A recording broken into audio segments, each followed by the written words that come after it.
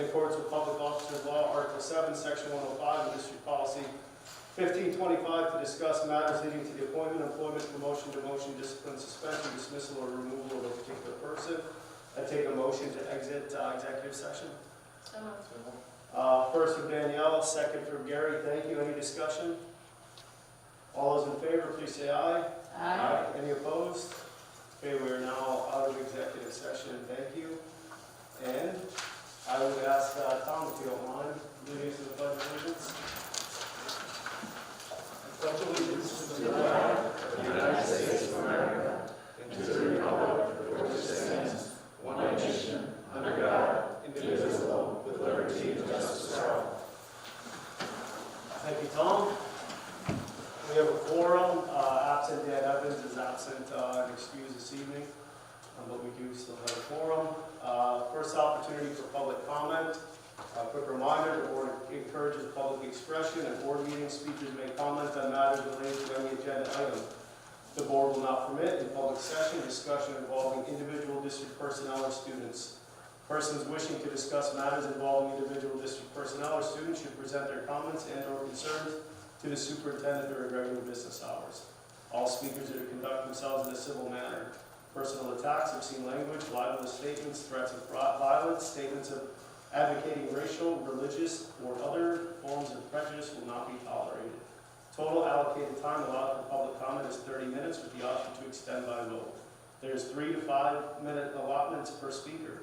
We offer a comment period at the beginning of regular meetings and a second period at the end. But generally, we don't receive comments at special meetings. We do ask speakers to identify themselves by name and address prior to speaking. We do have a individual that requested an accommodation for medical reasons, did pre-record a video, and if you want to turn around, you can see it on the screen here. Connor?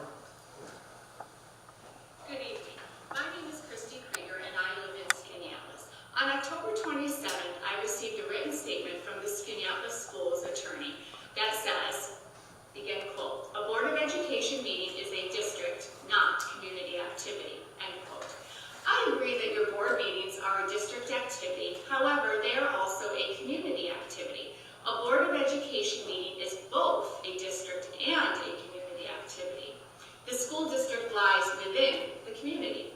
Your bylaw 1510 states, begin quote, "The board encourages public expression at board meetings," end quote. It says public, not district employees. I am dismayed to hear that the stance of our school district is that Board of Education meetings are not a community activity. It is the community that helps fund the operational costs of our Skaneateles schools. It is the community members that are allowed to attend and comment at your board meetings.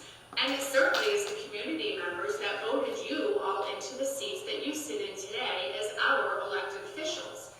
I guess by you not allowing the community to vote in our most recent elected official is one example of you not thinking your board and its meetings have anything to do with the community at large.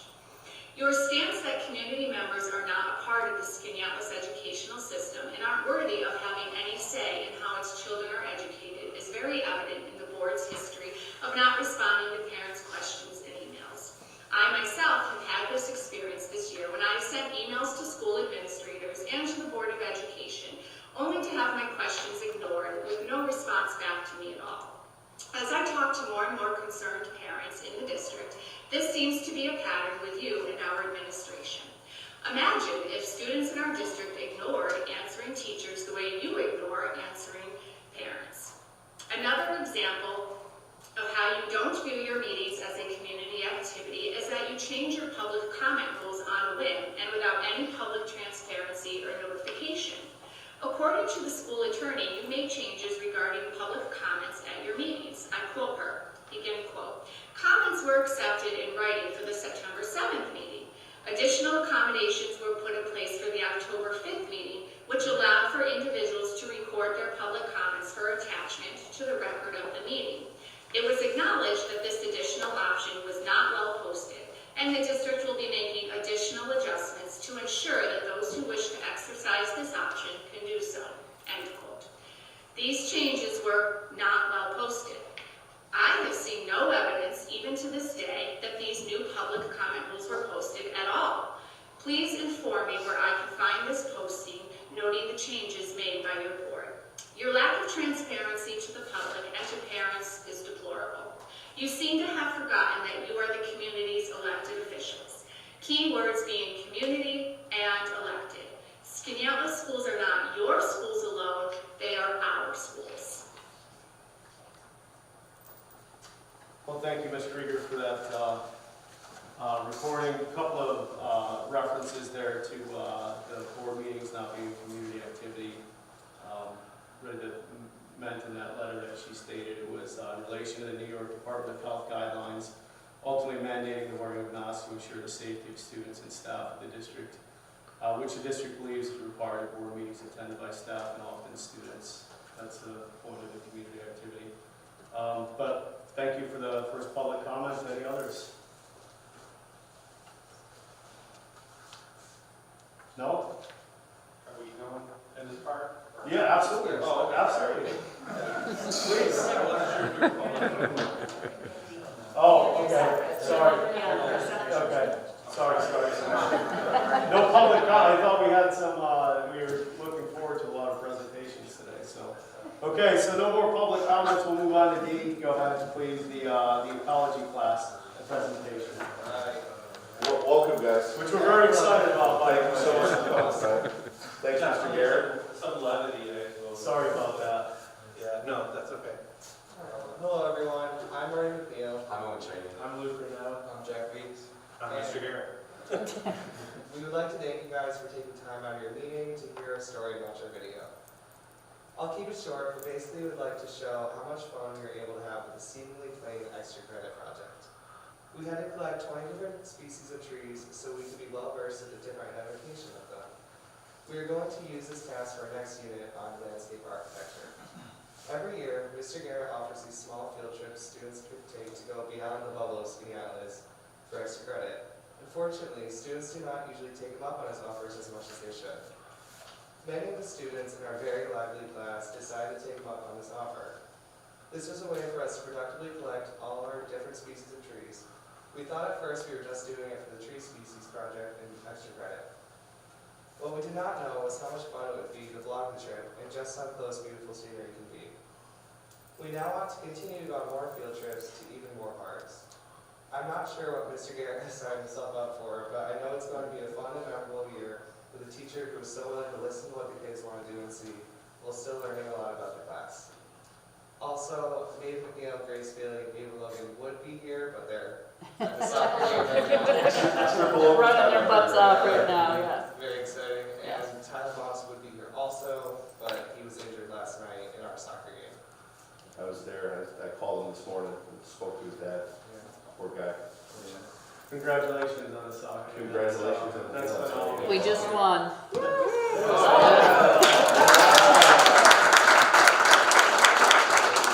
Not to take away from Rock the it up. presentation, but Yeah. big sports news. And I'll just add to this, like, so I, just like Marty said, I will occasionally just kind of say to the kids, hey, have you heard of places outside of Skaneateles? And they kind of just laugh and I go, yeah, there's a whole world out there. And so a lot of times I'll mention Green Lake State Park or Clark Reservation. And I'll say, if you go there and take some pictures, I'll give you some extra credit. And very often the kids don't take me up on that, but this crew was like, there was like a third of the class that went. And then they showed up all excited and had a video and I went, oh. And we showed it before I previewed it, but I was like, okay, fine. So it's just a little levity tonight and a super great group of kids. So That's great. Thank you guys so much for coming. Thank you. Do you want this video first? Yes.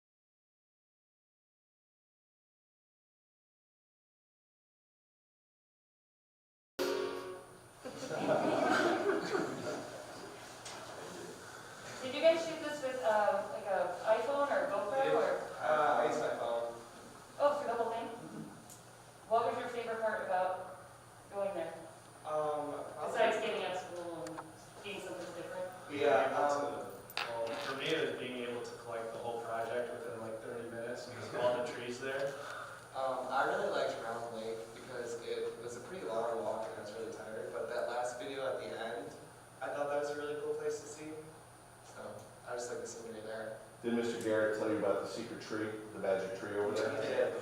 We did very collective art. They found it. Have you been to it yet? I did. Did you? I was there last week. Yeah. So there is one more. Yes. This is the girls' trip. We took 2 different trips.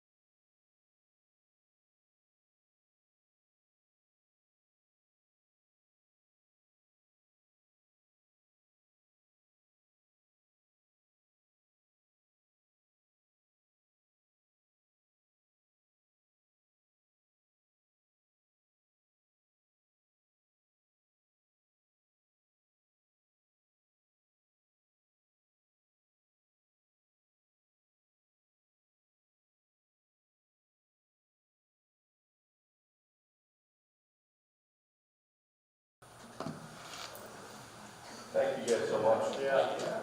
Looks like you had fun. Hi, it's great, and Mr. Garrett just, I mean, this is the style. Obviously some education there, but there's so much more to that than just the core education that you were teaching. So kudos to you to keep pushing these students to do things like this, and kudos to you gentlemen and ladies there to embrace the opportunity. It's great. You know, you flip, you know, a minute apart, and we get crucified for how horrible we are, but then we get to see something like that that makes it all worth it. So I appreciate what you do and the fact that you came and shared it with us, so thank you very much. One of you boys said something about Mr. Garrett offering extra credit opportunities, and I can remember a couple of years ago going up to ESF with my daughter for one of those and watched the presentation. I think it was on coyotes, but it was fascinating. I loved it. I don't know if the kids loved it, but I thought it was a great opportunity for kids. So as much as you can keep offering those and encourage kids to do it, just for me to see it, ESF, I haven't been there. It's beautiful up there. What a great opportunity. So thank you. And thank you all for coming. I know some of you had a game last night, you had a game this weekend, football. So thanks for getting this in with everything else you guys have going on. So thanks for being here. Thank you for the invite us. Thank you guys. Much appreciated.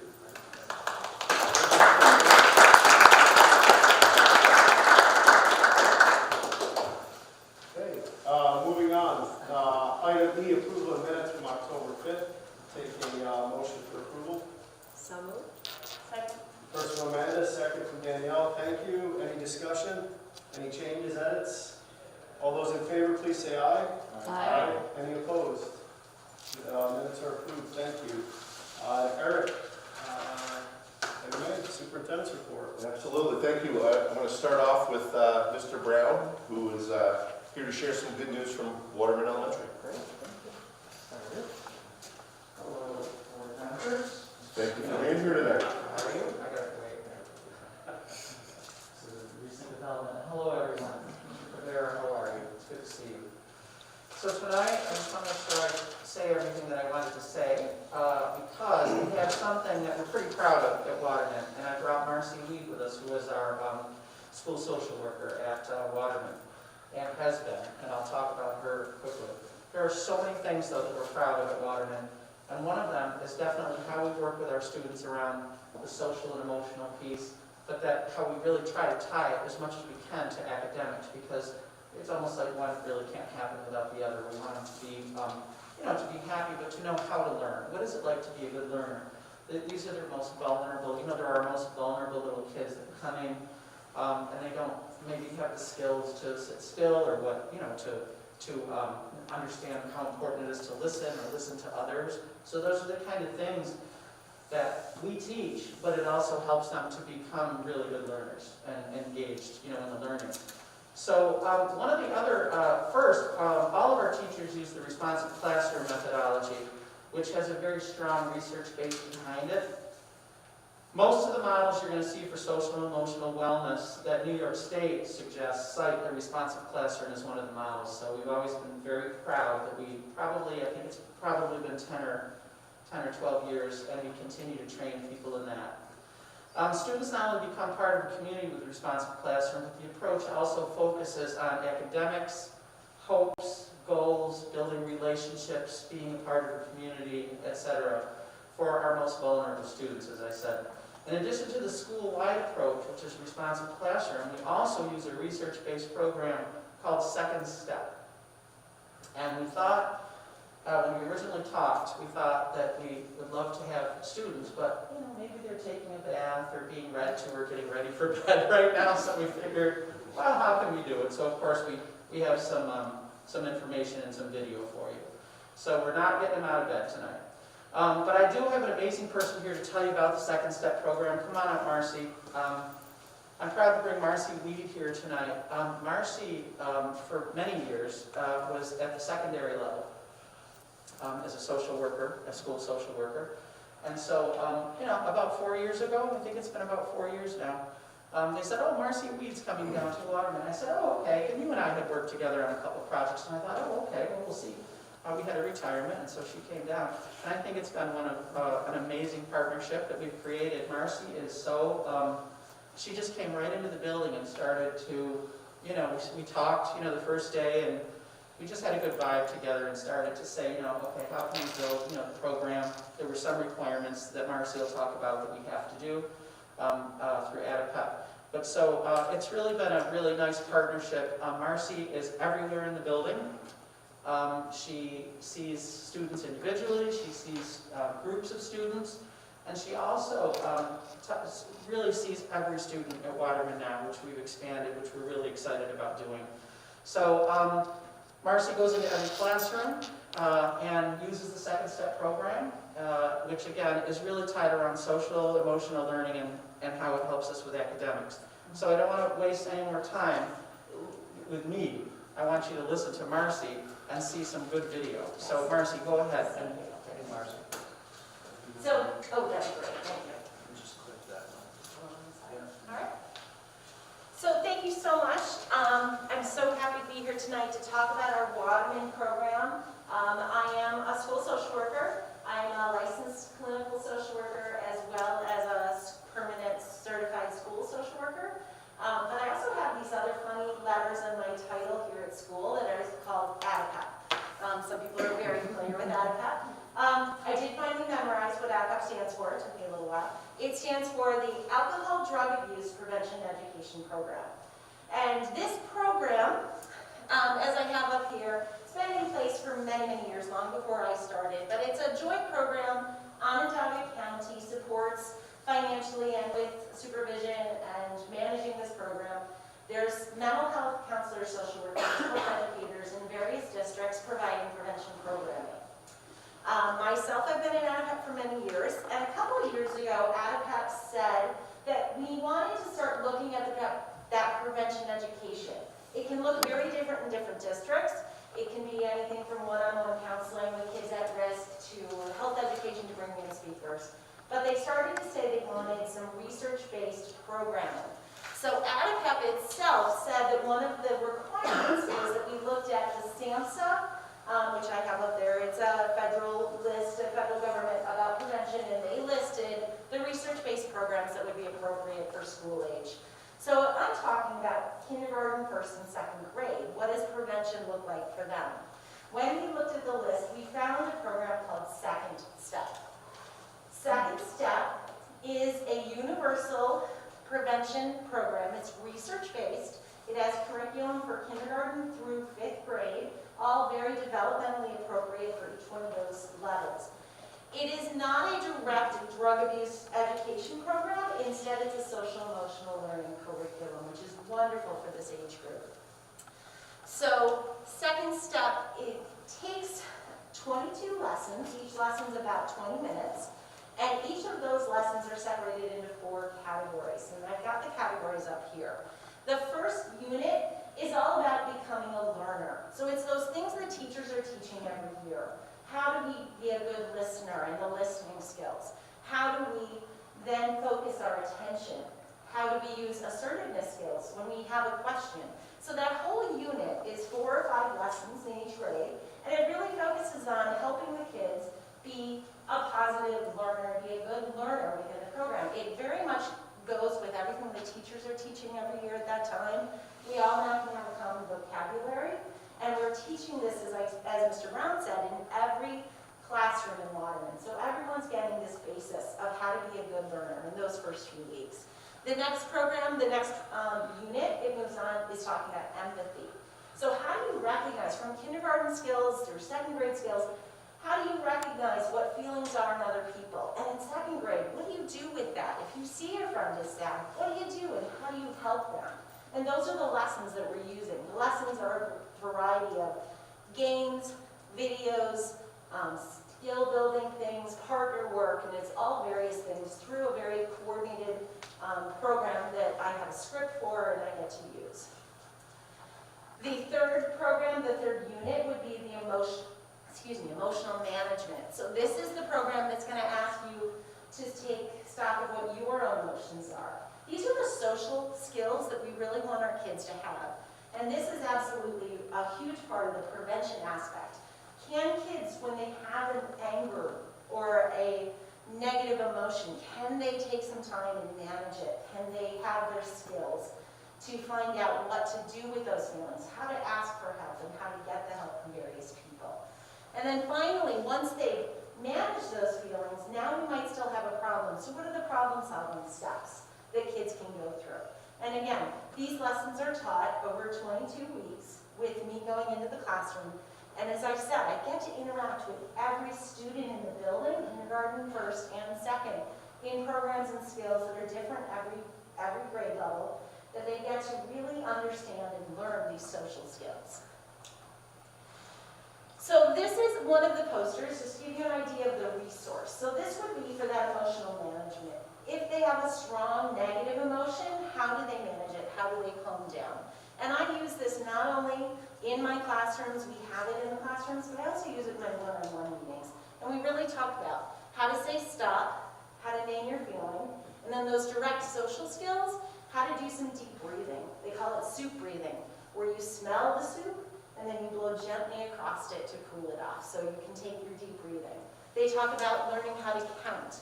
They talk about using positive self-talk to talk yourself through it, and then ask and get the support from the adults around you. So this is an example of one of the resources that comes with the kit and with the program. This is the first unit that I was teaching, and it's the program, and it tells us we're going to learn about listening. We're going to learn about how to focus our attention, being assertive, and also using our self-talk. So what you're going to see next is, instead of bringing the kids here, you're going to see a video of me presenting the very first second step lesson to a group of kindergartners. We give a little bit of an overview of second step in the program and what it is, and then we launch into those listening skills and the 4 listening goals. So if it's okay, I'll start the video. Good afternoon. This is Springer's class. Oh, that was so wonderful. Thank you so much for that welcome. So I'm here today to start our second step program. Now, this is your very first official second step lesson. In second step, you're going to be learning about feelings, and you're going to learn about how to get along with other people.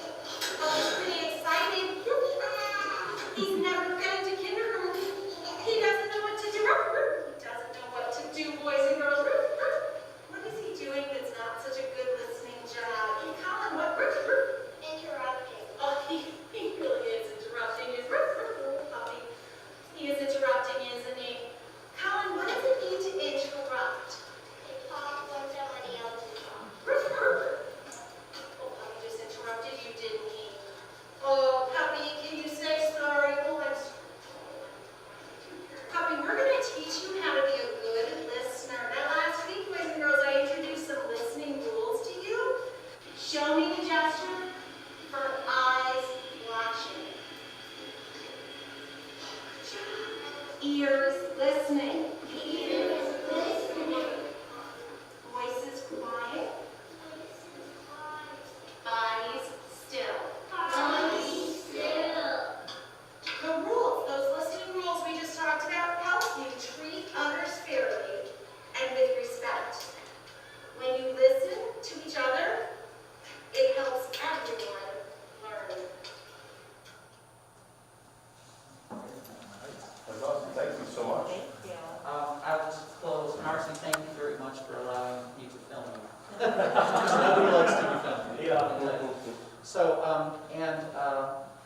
you know, I love that Marcy's has definite fidelity, you know, to the program. We want to make sure that we're teaching it as is. But I have to tell you that the kids have fun. I love the puppets. The puppets are, there's a bear and a puppy, and a snail. And that first grader asked, "Where's the snail?" Because they had it last year, so they're waiting for the snail. But they really do enjoy it. You know, again, we're shaping them and trying to mold them into the best learners that they can be. And they really do respond to it. And then, so if I have to go into a classroom, and you know, I'm in there, usually they're quiet anyway if I'm in there. But sometimes not. And so, you know, I can say, so how do I know that you're listening? And you know, they often will do those signals, so they are carrying over those skills, and I'm really happy to because it's a quick thing, you know, that you can say, how do we know you're listening? Or so they've done a great job. So yes, thank you, Marcy, and thank you. Do you have questions or any comments for us, Marcy or Aaron? You know, Pat, I was just going to ask, after a year of sort of interrupted learning and COVID and everything, are you seeing some of these basic skills coming in differently? You know, I think last time we talked, we were talking about maybe some separation behaviors, what we saw at the beginning from parents. And I certainly understand that a lot of kids didn't have the full nursery school experience. But I mean, you know, they're doing a great job. They love it. You know, they're very happy in school, and I think they love the routine, and they love to learn, and they love to have fun. And so, I mean, the kids I think they're doing very well, especially, you know, as I see these types of things. They do great at morning meeting. They're listening. You know, the teachers are, as we call it, you know, we're training them, right? And, you know, we're training them too. So my daughter Allie has been training my younger daughter Molly to do candle breathing Oh, when good. she's upset. So I'm hearing it at home. That's a sign of So success, she's- Mrs. Reed. There you Oh, go. okay. Well, she was upset and she was like, "No, you need to do candle breathing." So it was very much in the way that you explained the soup breathing. So she must be mixing it up. But either way, she's bringing it home. That's what I taught at morning meeting. Yep. Oh, okay. That's Okay. do you have a So partner it's who's just always? another deep breathing. Yep, that's candle breathing is good. I'm so glad to hear that. That makes me even happier. So I do want the board to know though that, you know, I think districts gladly accept the money but don't realize what goes behind it, and that what Marcy has to do in order for us to receive that money. You know, she has to attend monthly meetings. She has to fill out a work plan. She has to do very detailed like data input every month. So it's not easy, and I think sometimes, you know, we take it for granted. Like I said, we gladly accept the money and put it towards her salary, but there's a lot behind it, not just doing second step. She's got to do a lot of stuff just to justify, you know, so thank you for that. It's not always fun, you know, the second step is the fun part, but that other part that you're doing to help secure that money is appreciated. Thank you for that, Carrie, because that is definite. Yeah, definite. Not to put words in your mouth, but trying to piece this together from what you started with at the beginning with that very long acronym after your name. Yes. Is the thought, and tell me if I'm wrong, that by starting this type of program with our elementary students and dealing with their emotions and as they get older and their problems become much bigger in middle school and then high school, that by putting this in place now, the idea is that when it comes to stress of school and as things get harder and social problems become bigger with their peers and peer pressure and all that, that the program advances and the complexity of dealing with your problems. There's a program, third step, that kind of goes along this with that, so that when they get to the older grade levels, they kind of have some So the wonderful thing, preparedness. No, that's so the wonderful thing about the second step, being in the kindergarten through second grade and being universal so that every student in our building is getting it, is that they're all getting a core of these social emotional learning skills. They are getting those soft skills that we talk about so often, the coping strategies, the deep breathing, the assertiveness, how to ask for help, how to look around for who is the helper, who are the adults that you can go to. And the idea with the prevention, and that's actually the benefit of it being on SAMHSA, is there has been research to show that giving kids those prevention, social, emotional learning at the kindergarten, first and second grade level absolutely has some level of that prevention when they are faced with those emotional moments of having to make a tough decision. How do they manage their feelings? How do they manage the decisions? How do they manage the problem solving? We've given them through the second step in these younger years the soft skills to be able to do that. And then the hope and the research has shown that that is the prevention aspect of it, that when they are faced with having to make those tougher decisions in high school, in future years, that they have some skills to be able to manage and deal with those issues and those moments, and they can use their problem-solving skills. And as simple as it is in elementary school to sing a song about STEP, say the problem, think of solutions, explore the consequences, and pick the best solution, as cute and fun as that is in a video in second grade, that really is the skills that they're going to use when they're in high school and they're being asked, or in college, and being asked, hey, do you want to try this illicit or illegal drug? That gives them the steps to know and fall back on, and they can make those decisions. If they have the ability to manage their own emotions, they hopefully don't turn to drugs and alcohol to make managing their emotions through those kind of products, don't say. One of the things I hear in my travels a lot is teachers helping kids through naming their feelings. Yes. So I'll hear them all like, I'm so mad. It's like, are you mad or are you disappointed? Are you frustrated? And you can sort of hear the kids working through that. And just that, early practice of being self-aware like that is huge. So thank you. So just a follow-up question then, and this might be for Kristen or for you, Eric. It's great that this is up to second grade, but there's still, 9 more grades after that. So what are we doing at the State Street level? Or do we have a plan to implement for this group of second graders now that is going to start following them if we're not? Because doing this here is wonderful, but if we're not going to continue it, seems like a lot of work, especially on your part, to then just be like, hey, great, you got some skills, I hope you remember them when you're 18. So, Not to oversimplify, Pat but started it would by be talking great. about responsive classrooms, so that's one thing that it's Universal K-5. Yeah.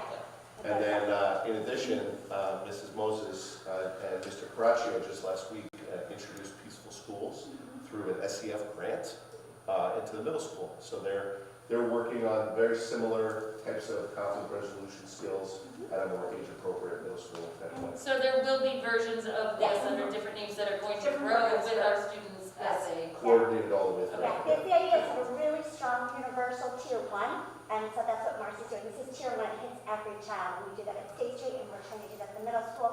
So as kids grow and get different, developmental levels, they'll have the skills will advance to help. So that's the goal. Great, thank you. Other questions or comments? Thank you so much. Thank you, everybody. Thank you. Appreciate it very much. Thank you, Marcy. All right.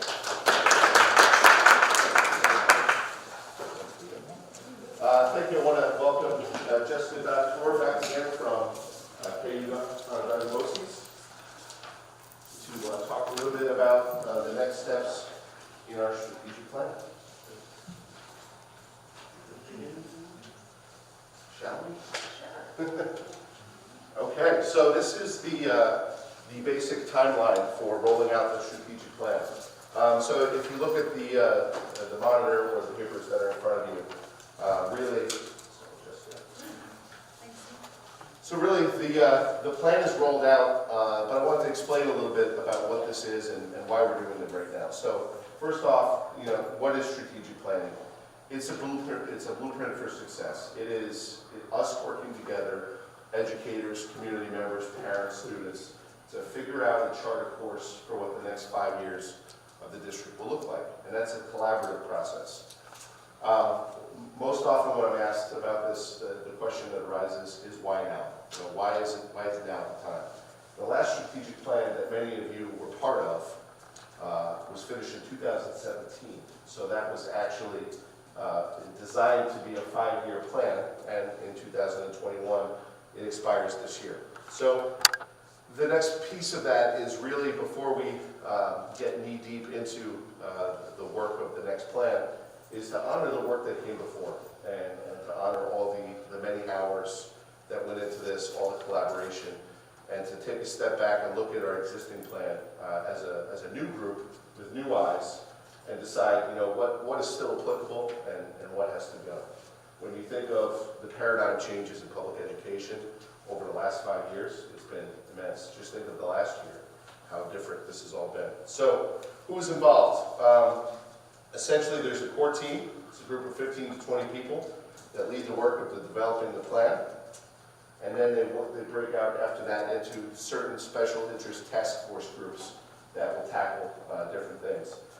And then on top of that, there's focus groups that will address, again, even more granular level of detail. One of the pieces of the process that's critical is using a survey tool. When we embarked on this process in 2017, we used the Department of Education's school climate survey. In looking at other surveys that were available right now, it looks like the most appropriate course of action for us and the tool that we selected to roll out again is the same tool. So it does a couple of things.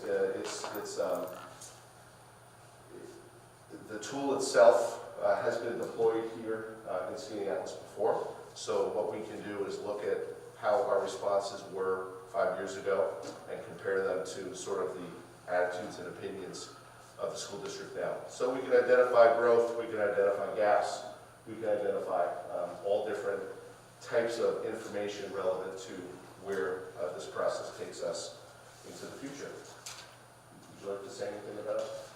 No, I think that just, in discussing this with Eric and thinking about how this has worked in other places, you want to use a tool that is sort of established and proven, and this tool is something that's already been used in the district. It gives you, as Eric said, the unique ability, which most places wouldn't have, because not everybody participated in that pilot when you guys did a few years ago. You have some, data to compare against, which is, I think, gives you an advantage to using that. It's also a great little temperature check to see that some of the programs and decisions that you made as a district, did they actually move the data, or did some of the perceptions and attitudes stay static? So maybe we tried something and it didn't work, and it will help us identify those things. Connor, onto the second page there. For successful strategic planning. The first phase was communication. So you can see the dates on there. Share the intention to begin a process with the board in August. Present an overview of the process, and that's tonight. After that will be the full court press of all the mailings, the media, the parent square, all of the information that we'll push out to the community to solicit participation for the core team. And then from that comes the task force groups. So basically we're shooting to establish a core team by December of this year. And then once we figure out how to coalesce all of our data management tools and administer the Department of Education survey in an easily manipulatable way so that we can do data extracts from it. We'll administer those surveys to our kids, in addition to other data tools that we use. Mrs. Moses has been working diligently trying to roll out the BIMAS 2. It's a mental health screener for school. And we're in the final stages of getting ready to roll that out. And then on top of that, we have all sorts of academic data at our disposal, from grades to 3 through 8 math and ELA scores and region scores and AP and graduation rates and all of those different measures that school districts use to identify opportunities for growth. After that comes phase 2, which is 9 to 12 months of meetings and actually developing the plan, followed by phase 3, which is making sure each and every single thing that we do as a district is directly in line with the plan. Well, we met as a leadership team over the summer, and we boiled down, everything under our umbrella that exists in Indianapolis schools would be in support of building positive relationships, building personal connections, and supporting learning through those other 2 things. So that's sort of the overarching umbrella. That's what we believe in. That's the core of this. that will sort of guide the direction of this work in the future. But the important thing is to involve enough people that it happens organically, and that people get a chance to sit back, look, and digest some of the information that is gleaned to really decide what is important, what information should we focus on as a district, and what direction should we thrust all of our efforts and resources for the next 5 years. Any questions on strategic plan? So when are you hoping to have the priority areas identified by? So the first step is to administer all the surveys. So that will happen in phase 2, which is once the core teams are identified, the idea is you put the core teams together, and instead of telling people what the data means, you give them the data, and then the groups tell us what they see. And then you boil all of that down into what are going to be the priority areas.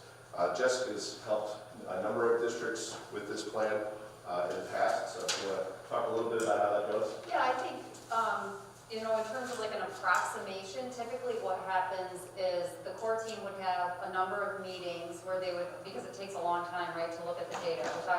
When we talk about meetings, typically they might be 2 hours each time, right? So it's not like full day events. So after, I think probably what will happen if it looks analogous to what happens elsewhere is by the time you look through all of the data sources that Eric talked about, by the time we have teams come to the district and sit with people who are serving in focus groups, and we have interview questions with people, we collect all that data and sort all that data, then what happens is we look through all of the information, right, the core team does, and through facilitated conversation, all of that sort of miraculously usually boils down to like 3 or 4 categories or bucket areas. I think you could probably expect that to happen. If you're thinking, if we have a core team established and identified by December and that group can start working by January, realistically, probably like late spring, I think you'll know what your sort of buckets are. Then from there, once you know what those, you know, it shouldn't be more than 5 realistically, that becomes a little unwieldy. But if you have 3 to 4 areas, right, then the task forces that Eric referred to would be different groups with expertise or interest in those specific areas that would work within those buckets to develop more specific action goals within those. So that's where, when he says 9 to 12 months, I'd say after like maybe month 5, like sort of in the middle, your buckets would emerge, those categories you're talking about. Then in the remainder of the process, that's where the more granular, detailed action goals would come in. Now, if we bring it to late spring, then we're encroaching upon new state tests. So then you're looking at potentially new data. And if you think about a norm of data, that typically combines 3 years of data to create a norm. And in that time, we've had a shutdown. We've had hybrid learning. And then by the time late spring comes around, you'll almost have, I mean, the results won't be in, but new data to work with. So how is that going to be grappled with when you look at making a strategic plan on the heels of a pandemic? Are you reaching back into pre-pandemic data and comparing it to where we are now? So you bring up a critical point. So when you could use the English regions as an example. When that changed, to compare, you know, I forget what year it changed, 2015 or 16 or whatever it was, to compare 1 year to the next, you were all of a sudden comparing apples and oranges. Same thing has happened with, even this year, the 3 through 8 ELA was absent the writing component. So you're already comparing apples and oranges to some degree. I think the important point there is that that's just one piece of data, and so long as you talk about that openly and honestly with folks so that they understand, we're not going to just make decisions in a vacuum. For teachers, a lot of times, educators go through what's called the collaborative learning cycle, which is learning about how to look at data so you don't jump to conclusions, you don't think you have the smoking gun, and really it's an inquiry. It's a process by which you just collectively struggle to understand what the numbers, what the surveys, what the interviews, what all of these things are telling you.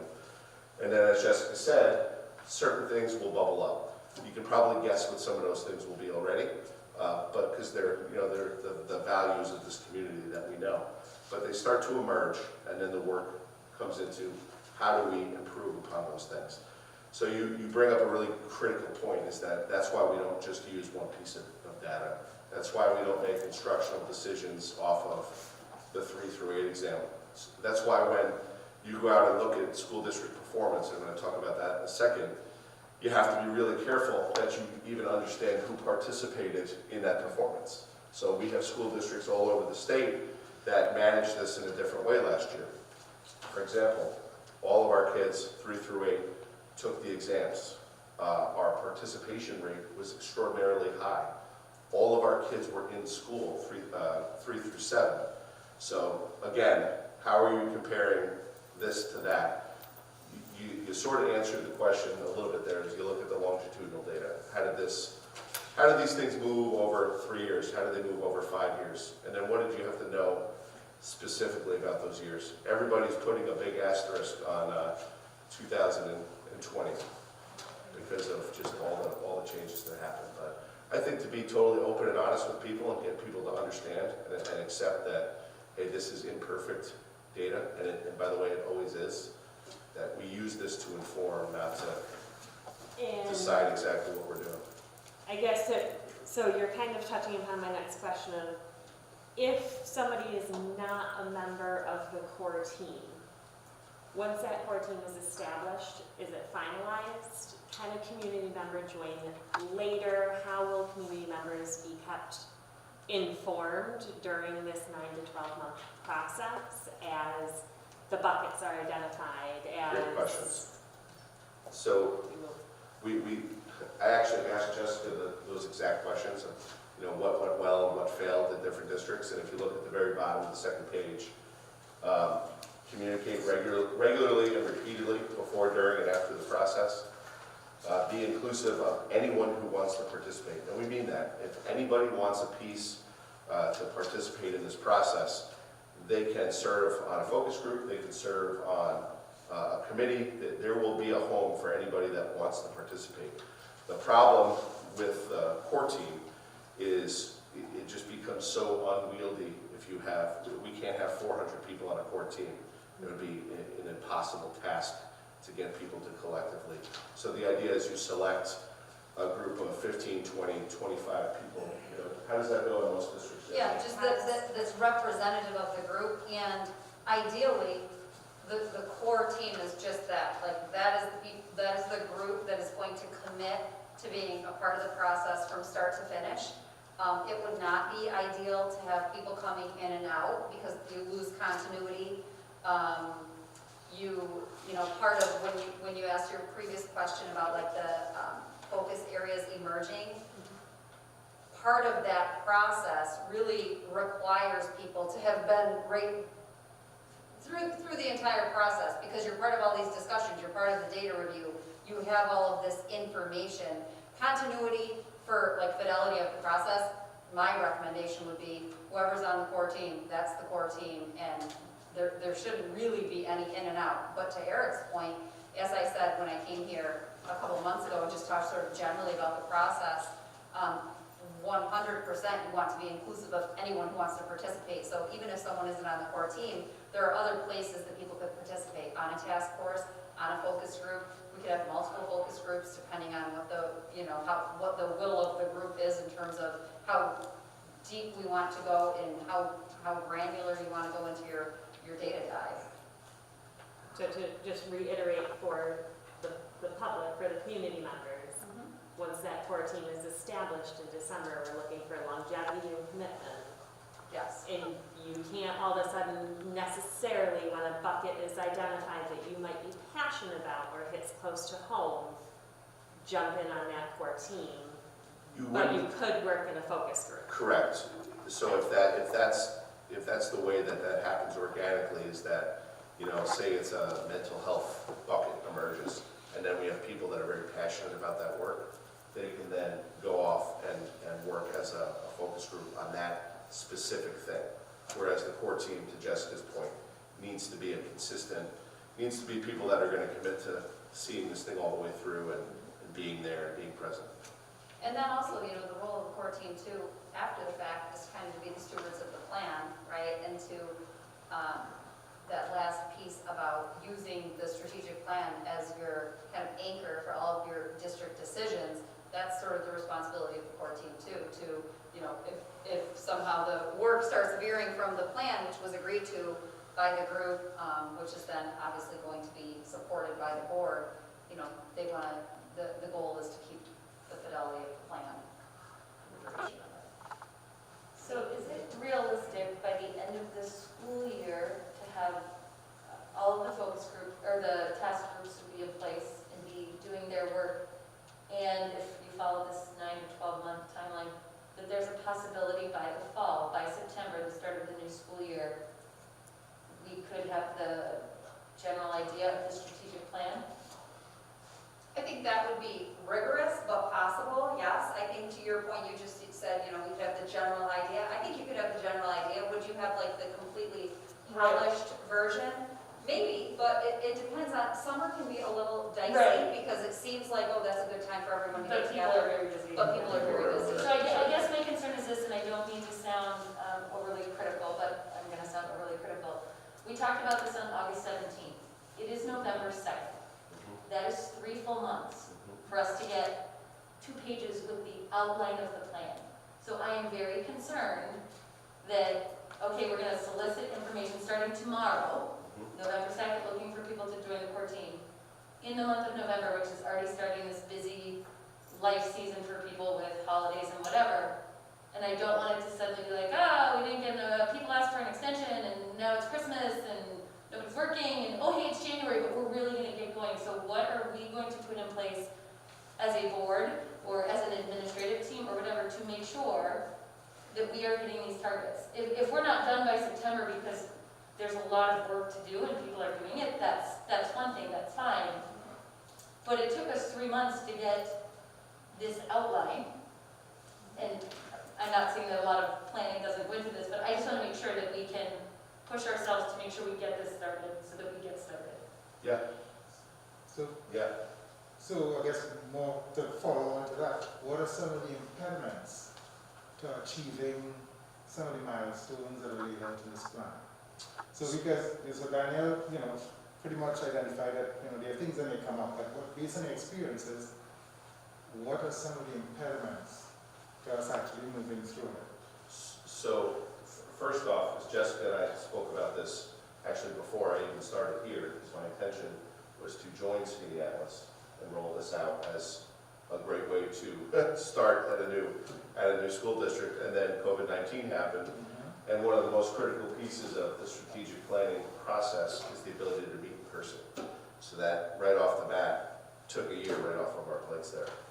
As far as other impediments, what have you seen, Jessica? I think the biggest impediment, honestly, is coordinating schedules. Truly, I know it might seem trivial, but it seems to be a major barrier. And then when people really become invested, they, you know, they don't want to say generally, well, go ahead and meet without me. You know, so I think that is the chief impediment, is coordinating schedules. So knowing that, which is typical anyway, in terms of trying to get any group together, I guess I would throw it out there. We should put some focus on how do we provide advance notice, have better planning, provide alternative means of communicating. We've been through 2020, 2021, and the various forms of communication have substantially changed. So what we did in 2019, and it may have been an impediment because we couldn't all gather at a certain meeting place. Maybe we have a hybrid. Maybe we have some video conference meetings or something like that. People can zoom in, or we have the occasional Zoom meeting, sure. Yeah, because I know we generally like to be in each other's physical company. But if we are indeed going to make a summer deadline, for us for September, if we are going to hit the milestones, then we've got to be ahead of some of those challenges that experience has shown is going to crop up. Yeah, I'm sorry, go ahead. Well, just to piggyback on that, I guess, would be, I know this is the view of review. Something that would be useful, I think, to us is to have some milestones, like project management. You set some milestones. Tell us what the critical paths are going to be. Tell us what the resource demand is going to be.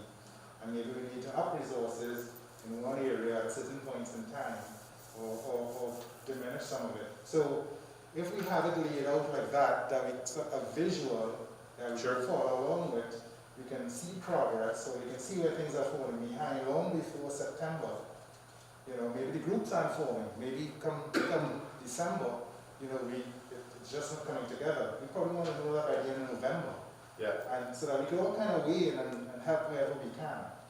One of the great things about Skinny Alice is it's not hard to solicit participants. People are very eager to participate here, which is a real great thing. That I've seen be an impediment, a real impediment at other places for some of this work, is that people weren't available. But yeah, we can get this a little bit more granular and, you know, give a milestone punch list. And again, this is 30,000 foot overview just of timing and really being realistic before the holidays now to identify the group and meet with people and sort of even get all those people coached up to the point where they're ready to go for the new year. That's the goal between now and Christmas. Right. And again, Thanksgiving isn't a surprise and Christmas isn't a surprise. Right. So, and it's not, you know, to be critical, but I'm not be critical anyway. Sorry, Daniel. But meant in good faith, right? Is, you know, we know these things are coming, so how do we make sure and hit some marks? We've got to hit some marks so we all have the confidence that this is gonna pan out.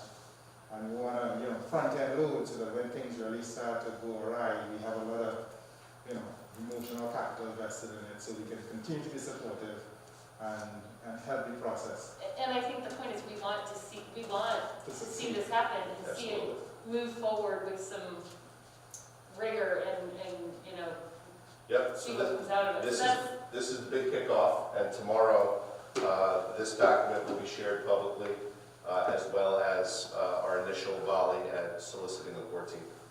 And how will that come out? Oh, sorry. How will that come All on out? Parent Square. We're going to do everything over Parent Square. Yep. And at the same time, recruiting for some of the other committees that we have that we've been running a little low on. Correct. Some of this I think will be complementary as well. You know, curriculum instruction better be one of the buckets that we're doing, right? You know, we're a school district, so I think some of that work will certainly be complementary. And open disclose to this core team that there's a likelihood that we're going to cherry pick those individuals to continue to volunteer on other committees that we have. Yes, exactly. Should be a disclosure at the very bottom.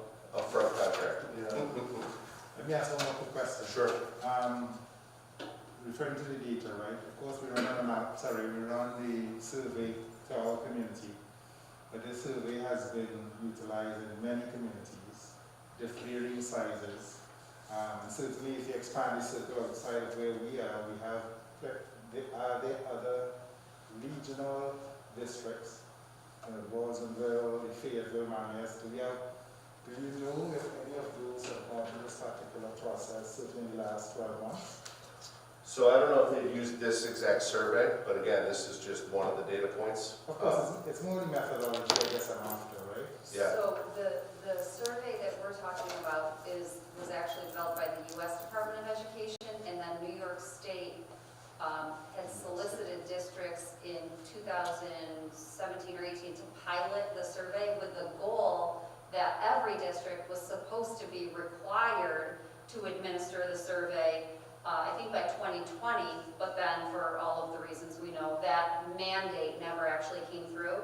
So through that pilot program in New York State alone, they were looking for, I think, 100 school districts to pilot it, and they had well over that pilot. So from a data set standpoint, multiple districts, to your point, of all different demographic size within the state have used the tool.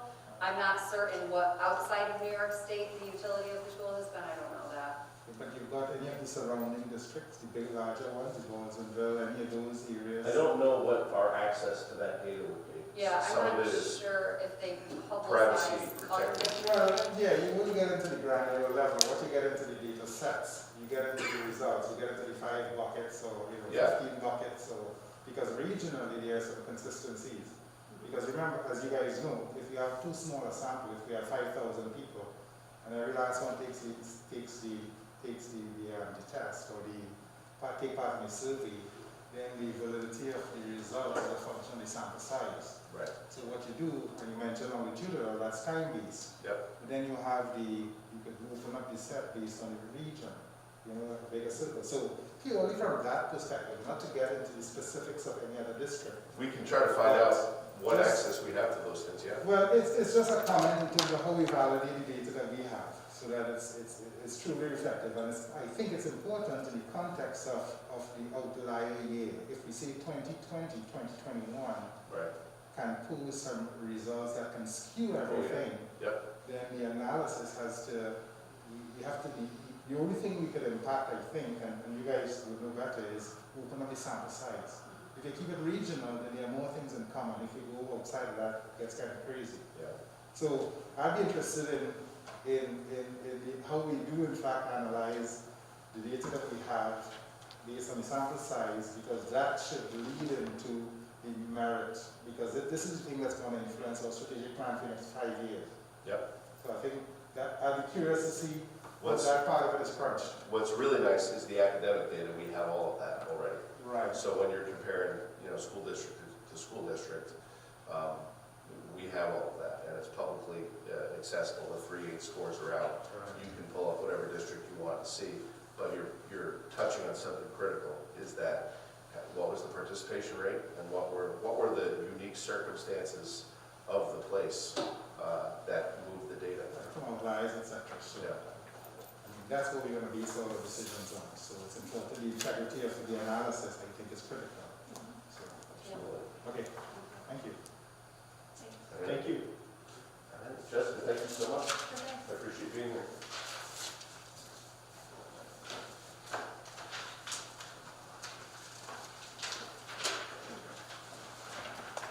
Thank you. Just a few more updates and I'll turn it over.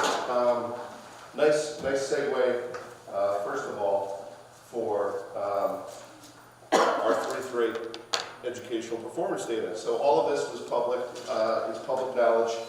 If you go out onto nyscd.gov, you can pull it up. We are in the process of doing just that, what you talked about, of compiling this in a longitudinal way so that we can show the trends and the story over a number of years. Some of the programs and services that we use that have access to this data and let us run all sorts of analytics on it are not loaded yet, so we're waiting on some of that. Forecast 5 that we've used for years allows us to do some of that work. And then in our admin meeting on Monday, there's a really nice document that exists that most of the senior members of the board have probably seen already, where they take all the educational data, the 3-8 assessments, and they have it graphed out over 3, 4, 5 years. So that takes some time to add the new year in. We work with the Central New York Regional Information Center to help us run some of those reports, do some of those comparatives.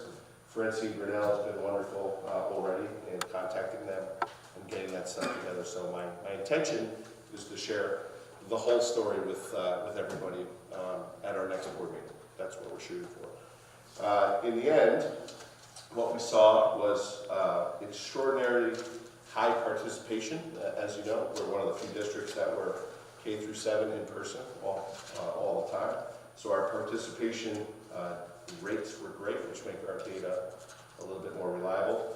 And then as far as academic performance, when we went through it, grades 3 through 8, it really was telling the same story, was that we were improving. The numbers of children scoring at level 1 and 2 were down. The numbers of children scoring at levels 3 and 4 were up, which is great. Can you just clarify, level 1 and 2 is lower and 3 and 4 is higher? Or 1 and 2 is, I'll give you the actual language. just for those of us that are not in education as a data.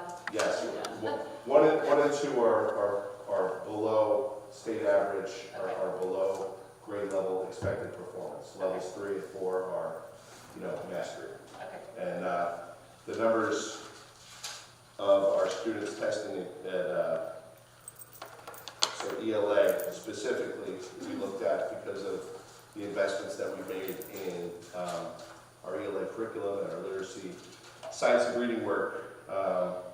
72% of our students in grades 3 scored at a 3 or 4, which is tremendous performance. Grade 4, 81% of all of our students tested at a level 3 and 4. Grade 5, 63% of our students tested at a level 3 and 4. Grade 6, 80%, and that's just the ELA. The math scores were also extraordinarily high. So I won't get too deep into the weeds, but what you will be able to see next time is the histograms where you can chart, you know, how do we do up or down, what are the actual numbers all the way through. So ideally, this is hinting that all the investments that we made in ELA, all the investments that we made in literacy, we're starting to see the results of that, which is obviously what you want when you've invested in it. Sorry, did you just say you were gonna make up, what did you call it, a histogram? Histograms? Bar We're putting, graphs? yeah, you're gonna put a bar graph out, is that what, I didn't wait. We're working on You're working on putting a longitudinal one together right now. So we have one that exists that the board has seen. It just doesn't have this year's data in it yet. Wasn't state testing 1 day versus 3 last year? And do you envision that skewing it either in a positive or negative way? So for here, when I asked that question of our team, what they said was that typically the writing component has been a strength of our district, and that skews us up. And then in the absence of the writing component, they didn't think we would get that benefit. So, but there was no writing component last year, single day. So the other thing that we're looking at is, you know, what does the performance data look like regionally, to your point, so that are we attributing our success to what we're doing, or did everybody experience a similar, which would hint that the test was less rigorous than the performance was higher. So those are all the things that we look at to really try to understand. Those were year-over-year numbers, would it? This was just, Those are absolute numbers for the results are based on. yes, As opposed to year-over-year. yeah, so this is Would reflect. year over year, side by side, and you can compare us. So we have a list of, a lot of school districts will compare themselves to local districts, and we haven't done that. We've compared ourselves to the top performing districts in the state, so you can see how we compare against locally, you know, Fayetteville, Manlius, Casanova, Pittsford, Mendon, out in Rochester. There's a list of, I think, 10 or 11 schools that we sort of chart our growth against. Yeah, it doesn't make sense for us to compare to the New York State average. And some school districts do that, and that's a target, but certainly not here. So bigger sample is just as bad as just small sample. So, Yeah, okay. yes. So that is the quick academic update there. And just to add to that, as Eric mentioned, we do use the RIC, but we also utilize Forecast 5 with this. That data hasn't been input yet, but we can literally choose any district all throughout New York State, any year, comparative, regionally, those 11 school districts, anything we want. That district, that data just hasn't been uploaded yet, but if you have any mocks that you want to see, you can absolutely Yeah, see it. once it's in, if you have a scenario that you're curious about, you can let us know and we'll run that data for you. I would say comparing to other districts that were full-time Yeah, Yeah, last you year can choose any. by comparison to that's higher a tougher find because there weren't many. It is, but. Locally, it's Jordan Elbridge. So one of the other things that's interesting that we always see in academic data is we look at, so this breaks this down not just by the grade of the subject, but it breaks it down by male, female, it breaks it down by students with disabilities, various ethnicities, backgrounds. And one of the things that we look at, not just the students with disabilities, but the economically disadvantaged students. And that got me to a meeting with the local chapter of the United Way that we had done work with as a district for a lot of years, and then sort of fell out with United Way, and we're looking to get back, rebuild our partnership. And when I met with the individual, Megan Sandak, who's a community member that represents the United Way, she shared some economic data with me that was really interesting. So in the last 200 years of education, one of the only universally accepted things is that academic performance is inextricably connected to your household income. Higher the income, higher the academic performance. So when we looked at some economic data from Skaneateles. At first, it wasn't too surprising. Skaneateles lists as a 4% poverty rate. So 4% of the people in this zip code where we sit right now sit below the poverty rate. But the United Way goes a little bit further, and they talk about this other economic measure called ALICE. ALICE is an acronym that stands for Asset Limited, Income Constrained, Employed Households. So that is basically households with income above the federal poverty level, but below the basic cost of living. So the way they define that is the working poor. So that's people that are experiencing economic hardship at home. And the Skaneateles numbers, when you combine the ALICE number with the poverty number, is 24%. So that was an alarming jump, and something that was a real eye-opener for our administrative team when we talked, is that 24% of the people in this community, even though they may be working and have households and cars, are experiencing some degree of economic stress. A lot of that could have jumped as a result of COVID-19, but also it was just another real, I think, canary in the coal mine moment to make us, to reaffirm the investments that we've made in the district for all of the social, emotional, mental health supports for kids that are struggling for a variety of these reasons. But I don't know about you, but that was a shocking statistic to me. Is that 24% of our currently enrolled students, or 24% of households in our community? Households in this zip code. In the zip code. Yes. Demographic, community demographic. Yeah. So how that shakes out to individual families is obviously, it would be different, but Thank you but for still, clarifying. 24% is And Eric, alarming. that covers all 6 townships and 2 counties, correct? So no, it's actually just this, it's just this zip code where we sit right here, Just 13152. 13152. If you go up to some of the other townships within, it jumps significantly. Yeah, so, okay, so it's a quarter of 13152. Correct. That is tenuous financially. 13153 is over 51%. Yep, so that's Skaneateles schools. Yeah. Yeah, okay. So just kind of something to keep in the back of our minds as we think of all the things and factors that influence academic performance data. These are the realities a lot of our kids are facing, without so much as I think the public perception that they are. So this points out the value of having people in the school system go on some of the bus routes early on in the year, just Absolutely. to realize that the entire school district is not just one village, it's not just one township, but really it's a broad school district that covers quite a large geographic area, 2 counties, 6 townships, and really a wide range of population.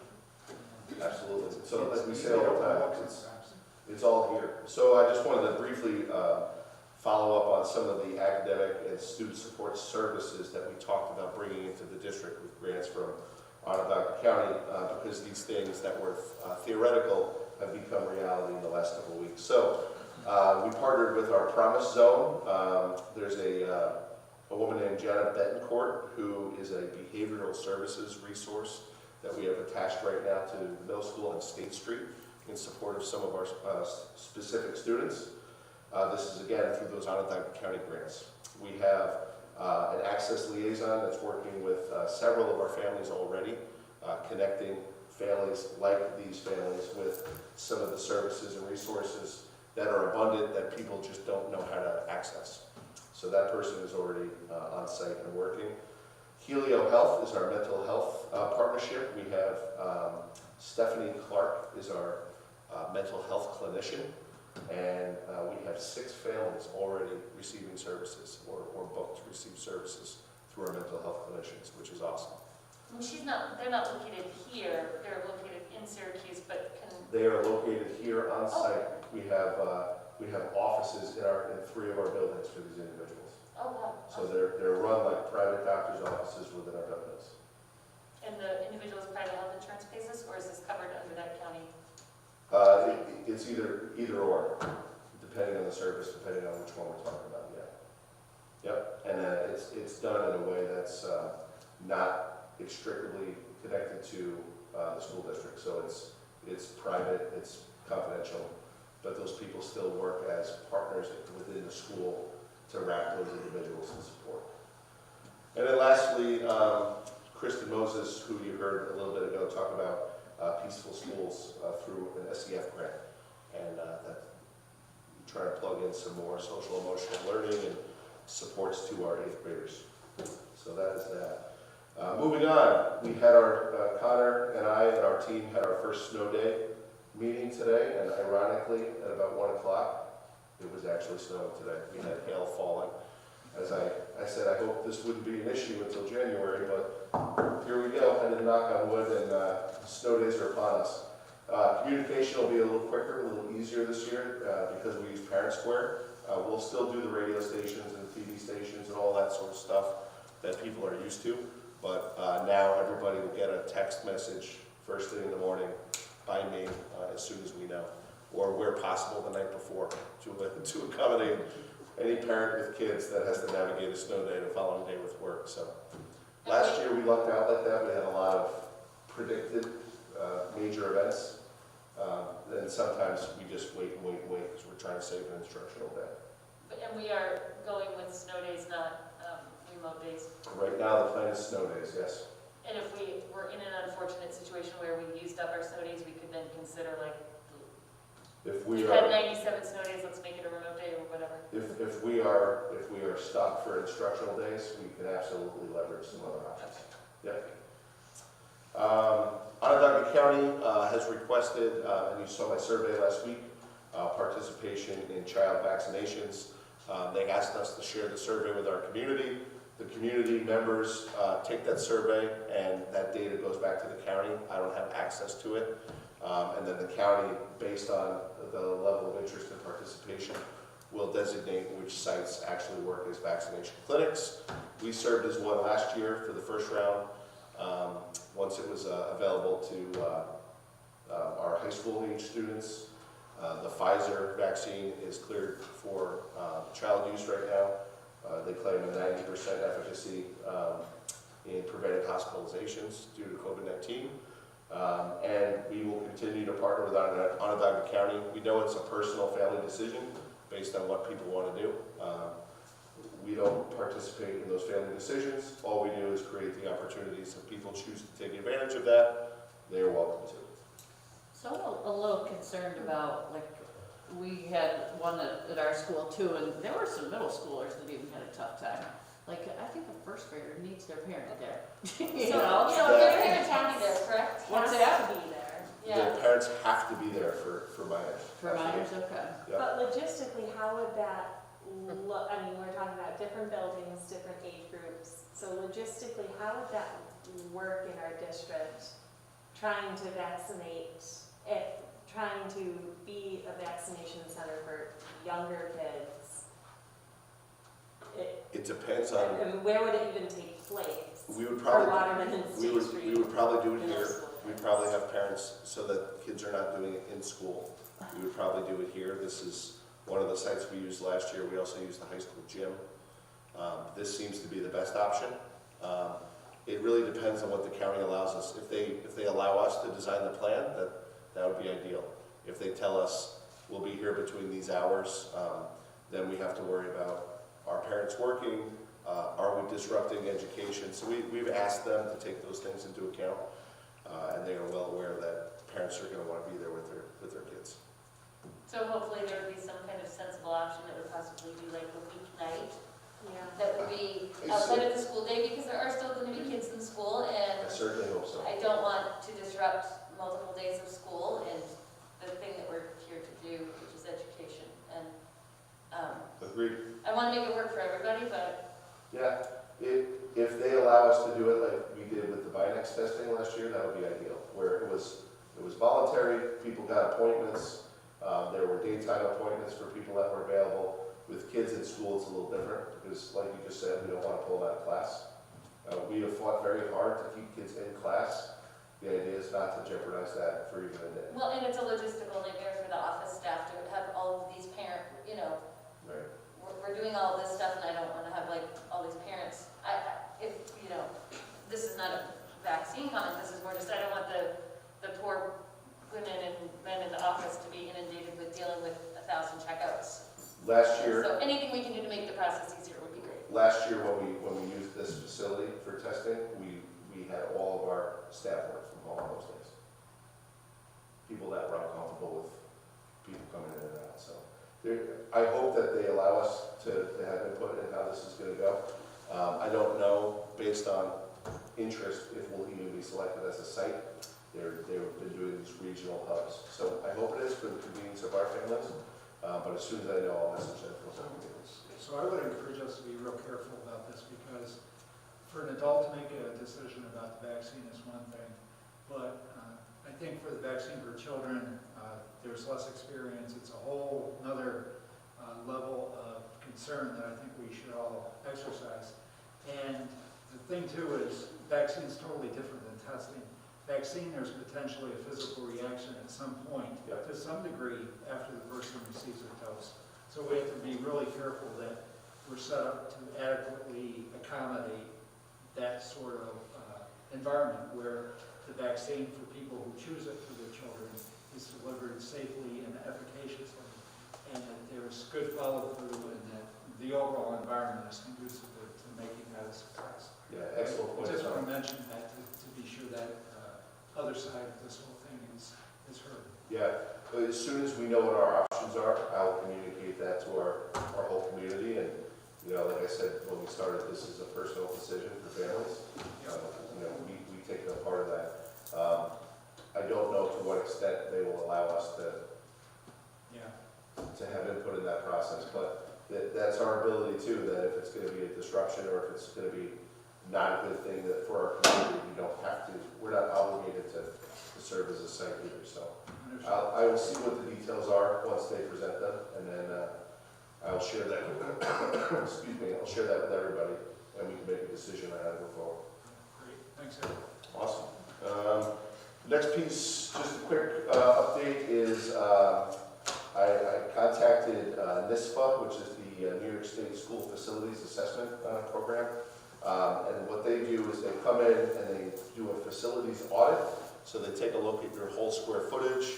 They take a look at your schedules, your staff, and make recommendations based on what they perceive as the most efficient operational way to manage your organization. We have tens of thousands of extra square footage coming online with a new auditorium now, with a new gym. Some of the things that we do from a facilities perspective have changed, and I don't necessarily know if we've been keeping pace with the amount of people that keep our schools clean and safe for kids. So in my listening session at our professional development day, that was a week or two ago now, on a Friday, that was a lot of what I heard from people, was that they had noticed that there were things that weren't done. And this isn't a knock on our facilities group. It really is a product of being understaffed, one, and then having $58 million worth of work, either finishing or beginning, and the daily destruction of our building with dirt and debris and drywall dust is a very real thing. So these folks come in, once I have a quote, I'll share with the board. It's not a terribly expensive thing, but they come in and they give you basically an independent look at your organization and make recommendations. And from there we can decide how we want to go. I think the other piece of that, I mean, it's certainly a good thing for us to look at. I think we actually received a public comment or an email comment from a member of the community, which I think was extremely valid, in that you look at what's happened in the economy over the past handful of years and the amount of money that is being, number one, you can't find people to work in any position regardless of the amount of money It's they're paying extremely for it. difficult. Yeah. But number two is that these places that are able to hire individuals are paying a substantial sum of money. And we, for various reasons, that those wages for some of these positions are much lower than what the economy is supporting right now. So I think, I say this open-ended, obviously, but something that we as a district, and not just us, I mean, districts in the entire state and country, need to figure out, I mean, how do we become competitive in a way to entice individuals to want to work here. Yeah, I think the wage adjustment conversation is happening everywhere. We lost good people this week. One of our groundskeepers.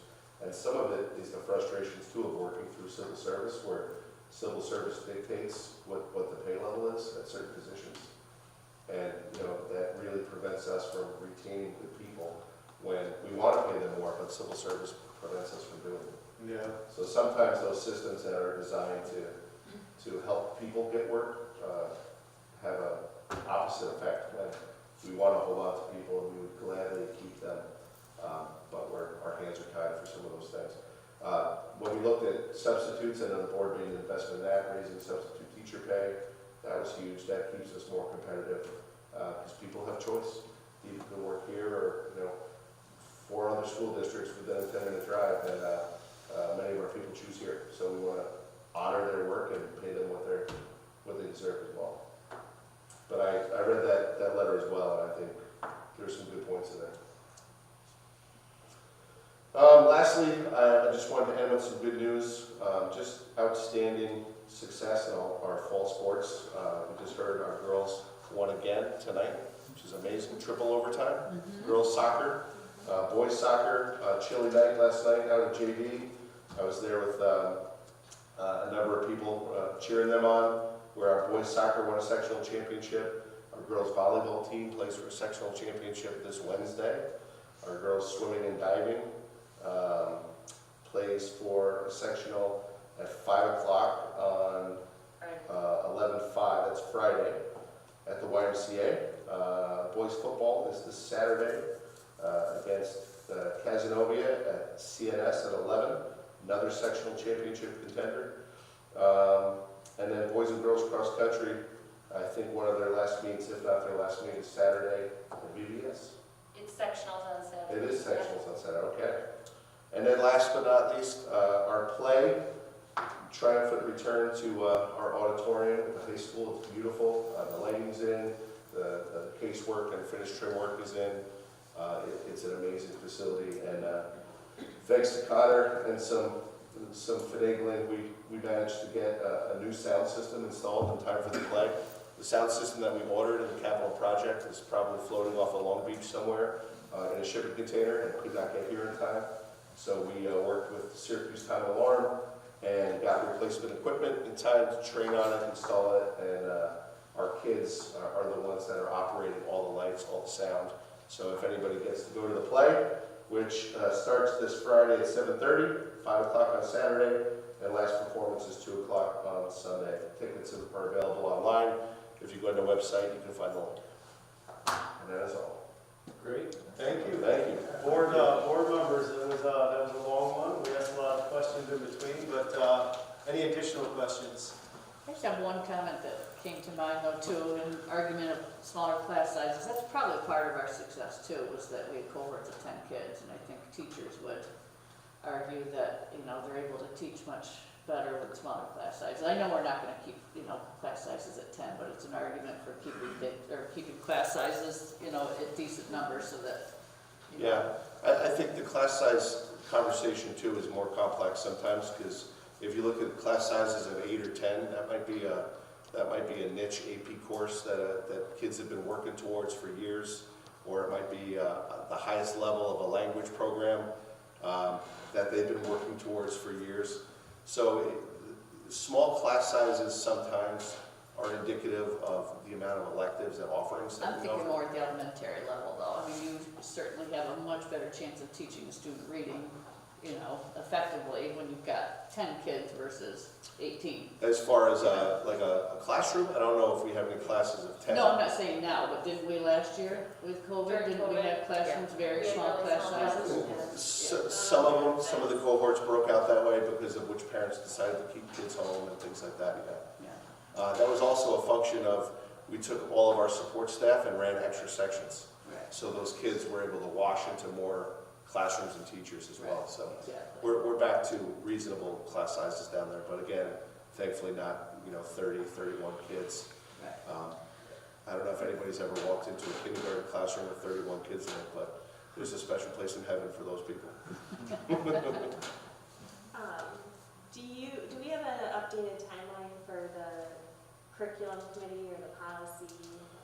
Yes, we are desperately trying to get all of those calendar invites scheduled. I saw you guys got bombarded by Connor today for the ABF committee meetings. We know who our committee chairs are. That's Rebecca's job as soon as she gets back, is to get those invites out and get those dates scheduled. Okay. Yep, thank you. There's a discussion for that process review as well. Yeah. Anything else? Okay, Connor, the floor is yours. Thank you, just a few for me. Usually, every board meeting you'll see an ABF minutes update. In lieu of everybody's, just want to be cognizant of everybody's time. We canceled the last meeting, but I sent some updates, and obviously that doesn't mean the conversation stops between us. But I just wanted to provide just some updates on some items that I shared, because now is more of a reporting time and state filing kind of time, but rather than when decisions are being made and it's not really budget season, when we're making cuts or adding things. And so first was a couple of things that I wanted to report on. From the filing standpoint was the state transparency and ESSA reporting, and this is a requirement by the state that came in 3 years ago in the 18-19 school year. And what it required us to do was break down expenses from a budgetary standpoint and from an actual standpoint by building. So if you look at the expenditure reports that I provide every month, you'll see at the end there's HS for high school, MS for middle school, SS for State Street, WT for Waterman. And what this state was trying to do was target inequities in different buildings that targeted specific grade levels. But for us, we don't have grade levels that are, we don't have 2 buildings that are K-3, that are K-2 and 3 to 5. We are separated. So the state might want to say, you're spending $10 million in a high school building here, but you're only spending $3 million in high school here. We don't have that problem, so we're not the target of this reporting. But the transparency was the budgeted numbers for this year. That has been submitted. That was due September 30th. Everything was approved. There were no red flags. And the ESSA reporting is based on actual expenditures from last year. That is due December 31st.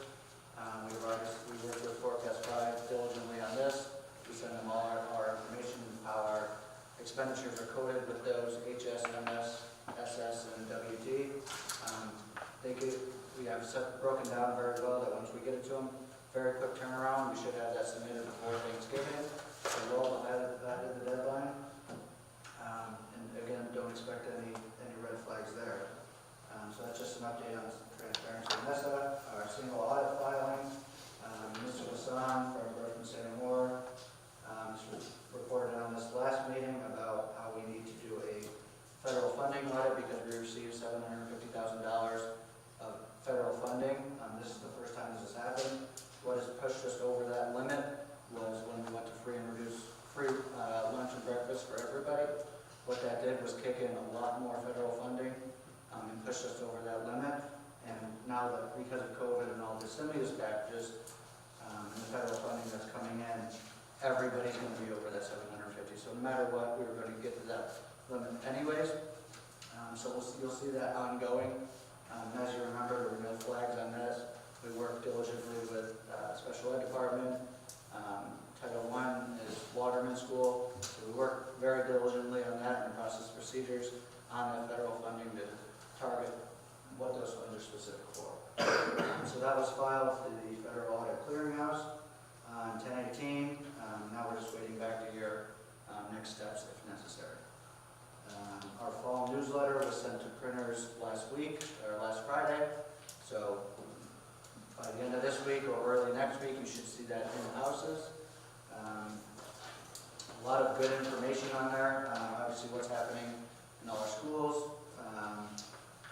There's updates to athletics, a welcome to new staff members or people that change positions, capital project updates. There's a blurb in there about the strategic plan to reach out if you would like to participate. Then there's also there's been, for lack of a better term, a lack of movement on communicating to every stakeholder in the community. We have now found that channel through Parent Square, that we have developed a community group that we can push out information to, so that whether that's during budget time, that's a random Eric Knuth email, so anything that we want to push out to the community, they can sign up for this. It's an opt-in.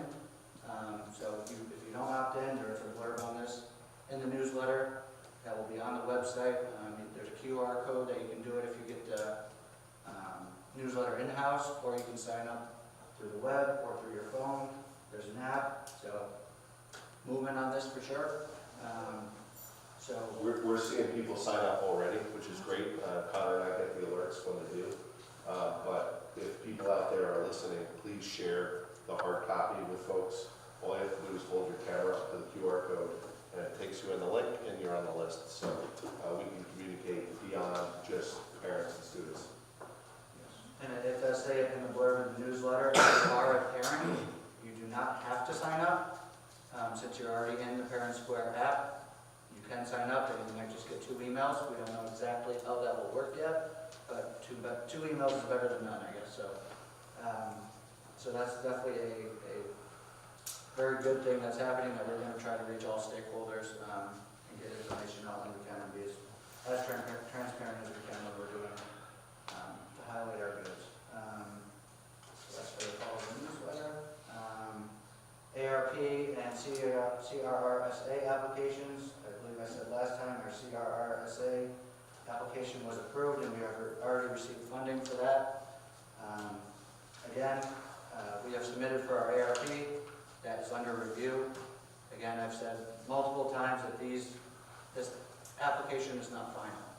We don't know what we're going to find in the next year, and these funds can be running through the next 2 to 3 years. So we can make adjustments, can make amendments as we find out more information, but we, again, solicit information from the community, input from staff members, board members. There is the funding there, and we think we're directing those funds the right way right now, but again, that could change as needs change. So just an update on that. Community communications through Parent Square, I got that. And then as our fund balance management plan, there's been ongoing communication around this, that we're in a fortunate situation. We do have that rainy day fund, for lack of a better term. What to do with those funds going forward is critical. Per state law, we can only be at 4%, but we are at 11% of unassigned fund balance right now. This is not, again, I'll say this is not indicative just of Skaneateles. This is all districts around. I've talked to business officials in Cave and Onondaga County. People are ranging anywhere from 7 to almost 20%. So again, a good problem to have, but what we do with those funds is critical. And just some ideas that we have come up with. Currently, and again, not final, just ideas that are looming around. Currently, we borrow for our buses instead of purchase them outright. Just in the past year, in 2021, we spent almost $27,000 on borrowing costs, on interest rates, on interest costs. So if we go to purchasing our buses outright, we can direct that money elsewhere. So that's one way we can use that funds to pay off our buses that we borrow for, save money in the long run, and direct those monies elsewhere. As Eric mentioned, another one, getting the correct staffing levels. Through that facility study, I think we'll get a lot of information on not only staffing levels, but rate of pay as well. If we do cushion this over time to get to, you kind of supplement those salaries in the early stages and build those into the budget, so we're a lot more competitive. We're not going to get the best people for the least money. I think that's, everybody who knows business knows that that's how it works. It's a great place to work. Sometimes there are people that stick it out, but again, as Eric said, we lose people. There's a lot of turnover. We're looking at ways. I'm looking at different districts comparably. It doesn't happen overnight, but I am soliciting information to compare us to other districts. So there will be more information on coming that, and along with the facilities audit. So that was just the updates that I sent out through the ABF meeting. To the ABF committee, is there any questions on those ones? So, sorry, I have a quick question. When and how will we make a decision on how to potentially use that funding? Is it a board vote? I need a little more light shed on that. Typically, there's a fund balance management plan that the board would collaborate on and adopt. Essentially, yes. Communication would first start with the Audit, Budget, and Finance Committee to get these ideas together to say, kind of like the strategic plan, here's our buckets where we're either struggling, where we need to fund money, what can we do with this? We bring this to the board and have an open conversation like this. But as we go on, the state will come knocking at the door at some point, and if we don't get those plans in place now, they'll say, what are you doing, kind of thing. It does linger for a couple of years until they come knocking, but if we don't get in front of that ball now, then we're technically breaking law. But again, that's all districts across New York State pretty much. I personally would love to see us pursue considering competitive salaries for all of our teachers and staff, especially considering the great resignation occurring, that we are currently a non-preferred industry right now, and to really see us get the ball rolling with looking further into that. A couple of the main areas that I kind of listed to go back on the scathing email that we kind of received that have some great points in it. It is grounds, it's custodials, it's the teacher aides, it's the teacher assistants. They do great work. They keep custodial grounds, they open the doors, they keep everything going. And they do it without a bat of the eye. And we praise them, but maybe it's time to reward them. But again, a longer conversation. But again, as that information trickles in from other districts, I will share with probably ABF first, and once we evaluate that data, we'll bring it to the full board for evaluation. I think it's an excellent idea. I'm fully supportive. It's also important to consider the full spectrum of compensation too. So that includes benefits, includes pension plan, which is becoming a defined benefit. Pension plan is more of an unusual thing in the industry now. I'm not saying that makes up for low pay in full, but it is a factor. So we do need to consider the full level of compensation. Absolutely. Yeah. Sorry. So the state knows that a lot of schools are in this kind of good, unfortunate predicament because of COVID and extra funding and all the factors that led to it. So what do you think, this isn't something that we've got to figure out, and the money has to be spent by the end of this school year. We just have to have our plan in place to say this is how we are going to get our balance down and start spending that money so that they know that we have a plan. Correct.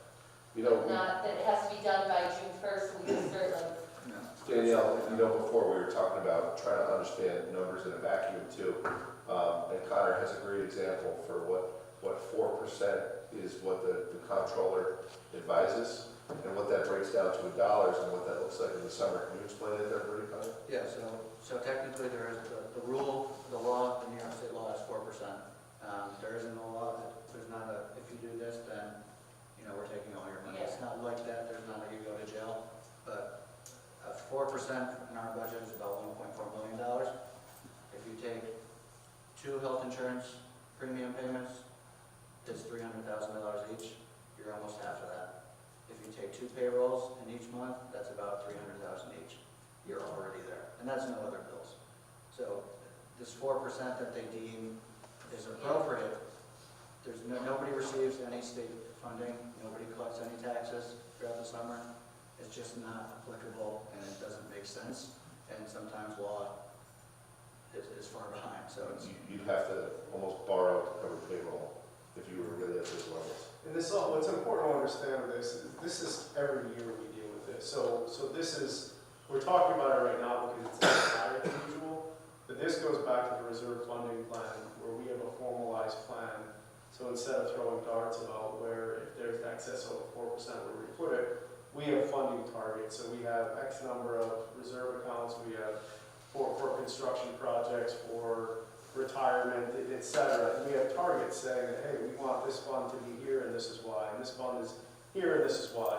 So that before we start throwing darts about where we want to allocate funds, we go back to our plan that we've had for years and that we're following and make sure that we're funding to get to our target from a planning perspective, and then if there's something thereafter, then you come up with different considerations. So it's a little bit higher right now, but it's just something to understand from a board perspective, is this is a discussion that we have every single year.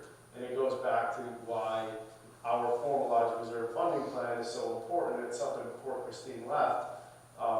She was finalizing it, Connor, I know we've been working on it as well, but that's something that's good for us to keep an eye on and as a litmus test for when we're having these discussions. But further, it's something that's public, that the community can look at, and there's two parts to it. One of it is extremely high level in a most simplistic format in a one-pager to see what these accounts are, what they're used for, what the current funding is, what our target funding is. But then it's also supplemented with a comprehensive document to where if you want to read more, all the details about a particular fund, you can go to page 15 and read, 3 pages of information about the requirements of that particular fund, how it can be spent, limitations, etc., as well as some background on, where we came up with our target, what does that represent, and things like that. So there's just more. I think it's important to bring that up, Connor, simply because this isn't like we're sitting here without a plan, just kind of thinking, oh, what do we do with it? I mean, this is something every year we discuss. This is well thought out, and we'll take the same approach that we will with this as we have historically. Thank you. I just want to recognize too, it's a luxury to be looking at what do we do with excess funds. There have been times within the last decade in the school district where we haven't had that luxury. We've actually had to spend funds that we have had in reserves. And at the same time, we had a presentation by a group that took a field trip at the beginning of the meeting. We at one point had to eliminate field trips. We were cutting back on staff positions. It was an extremely painful time for the school district. And it was through the heroic efforts of the faculty and staff here that we preserved a high quality of education through that time, but it was a very painful experience for everyone. So to have some money in reserves is a very, very good thing. Because if we do encounter that sort of circumstance again, I was fearful that COVID-19 might have been that sort of circumstance. It did not work out that way due to funding and the way things work with infusion of funds into the school system. But it might not be that way next time. I'm hoping there won't be a next time for anyone who's around right now. But at the same time, it's good to provision for what can go wrong. And the other thing to keep in mind that's extremely important on the pay side of things is when you have, you have a budget to maintain each year, and you only can raise taxes so much, and you only have so much federal funding. So if you, in a silo decide to use a certain amount of this money as a one-time or as an increase to wages, that's a liability that compounds every year thereafter. And if you don't have the funding to offset that increase year after year, then that's not a good situation. So that's something else that's important from an ABF perspective. Just that's where this knowledge comes from. I mean, we spend a lot of time on this through ABF. And those are the things that we have to think about where, yeah, it absolutely makes all the sense in the world to get these individuals to where they should be. But we have to think about, can we fiscally do that going forward? Yeah, year one, absolutely no-brainer, we could do it. But could we keep up with that going forward? Absolutely not. So how do you build in a plan to where the increase in our revenue offsets that incremental increase in expense? And that's something that we spend a lot of time on at ABF as well. And to piggyback on that, I think the unique circumstances that we're in right now, I'm talking about the educators, where you have the great resignation. We just spoke about the performance of our district. We know that we're going to invest today to be able to have those that sort of performance 3, 4, 5, 7 years from now. So to Mike's point, yes, we do have to have a solid family outlook at least, where we could afford it without being crazy in terms of increasing taxes and all that sort of stuff, the funding sources. But we've got to find a sweet spot to make sure we attract and retain the best of the best, so that we can always have these kind of results or better coming out of it. Because the results didn't come by chance. And the show as hell didn't just happen because of what happened in the last 12 months. Right? It's a build-up, it's accretive. It's what is the investments, it's the programs, it's the professional development training, it's all these things. So I think, and that's why our job is pretty important, where we have to really do a comprehensive look and balance those things. We can't overpay, otherwise we will have one set of problems, but we have to invest going forward so that we have a solid community. My second point is really with respect to the buses of late. Money has been virtually free. Interest, financing has been relatively low. So the path to finance the purchases to me made a lot of sense. Interest rates are going up, yields are changing, all that sort of fun stuff. So I think with respect to the decision about purchase versus, buy outright versus finance, and I'm sure you mentioned in your notes here running some numbers.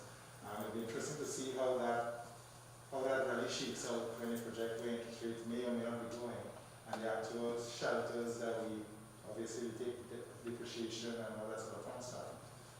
Interest charges, the whole thing, we get some benefits from that as well. So it'd be interesting to see where that analysis actually shakes out before we go one way or the other.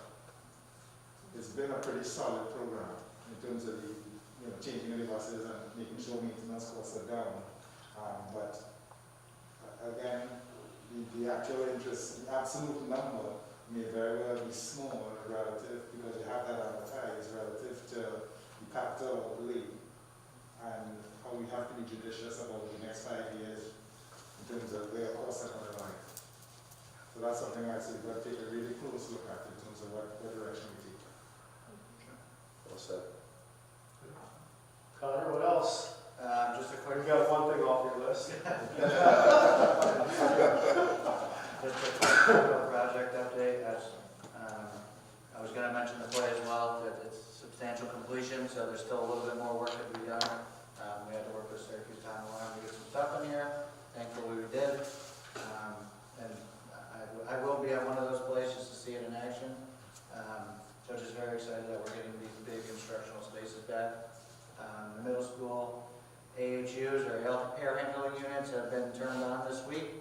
So we actually have HVAC systems working in our gym, which is a very big step.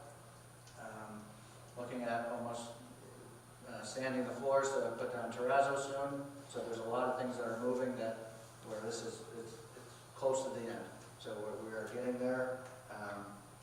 Obviously it should have been done a couple months ago, but we've ran into the problems that I've discussed previously. But the gym floor has already been ordered and it's sitting in a warehouse waiting to be delivered for everything to be cleared out and put in.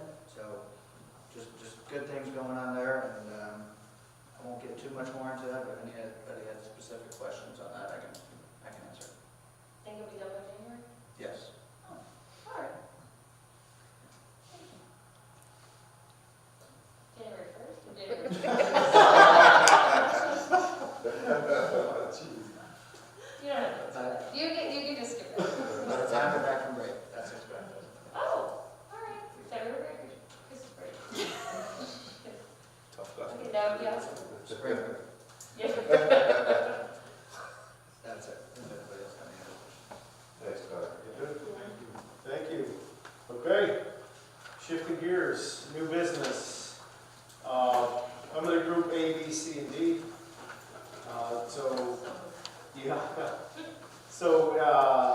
Ultimately a motion for approval of unpaid leave for Anthony Pignati.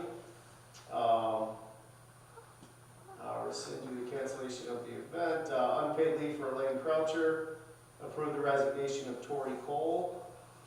On the substitute appointments, we're going to appoint Gina Amico, substitute teacher aide. Appoint Adam Bartia as substitute teacher and substitute teacher assistant. Apologies if in substitute teacher aide, if I butchered those names. Temporary appointments. Approve the appointment of the extracurricular class club advisors in the attached winter coaching, 2021-2022 winter coaching resignation and recommendations, 2021-2022 winter coaching volunteer recommendations, And then D, probationary appointment of Deborah Moody, teaching assistant level 3, as well as the salary, permanent appointment of Todd Steinberg, district treasurer, probationary appointment of Dwight Lewis, groundskeeper, and the job rate appointment of Alan Stevens, CWI. We could have a motion for approval of those. So moved. Second? First by Danielle, second by Carrie. Thank you. Any discussion? Obviously, there's a lot there. Any discussions? Any questions, I concerns? recuse myself from this vote because I'm a volunteer on the list, unpaid volunteer. Just on C. Okay, Tom will be recused just from item C. Anything else? Okay, all those in favor, please say aye. Aye. Any opposed? Okay, they are approved. Thank you. And moving on to E, group E, F, and G. E ultimately is a motion to designate Kate Reed Esquire to hear appeals to the superintendent as set forth in Board Policy 3420. F is the approval of the district-wide safety plan for the 21-22 school year. And G is the approval of the building level safety plans for the 2021-2022 school year. So a motion for approval. So moved. Second? First by Tom, second by Amanda. Thank you. Any discussion, questions, concerns on any of those? All those in favor, please say aye. Aye. Any opposed? Motion's approved. Thank you. Moving item H, tax corrections. A number of them listed here, attached to the board package. It is the details of each of them, but motion to approve those tax corrections listed on the agenda. So moved. First by Danielle, second by Carrie, I believe. Any discussion? All those in favor, please say aye. Aye. Any opposed? Okay, the motion passes. I, J, and K are grouped together. I is approval of varsity girls hockey combination program. J is the disposal request. Approve the disposal of there's a list of books ultimately. And I love the fact that we've added on here that Where they're going. you know, we're always donating them. We never just throw them in the garbage. But the fact that we've added it to the agenda for anyone who happens to be concerned with that, these are actually being donated to the Books of the World with the Rotary. And then K is a wonderful SEF grant for $500 to the State Street Morning Yoga Club, which is very exciting and actually filled up extremely quickly, waitlisted for the morning yoga. So high demand item there. So motion for approvals for those three items.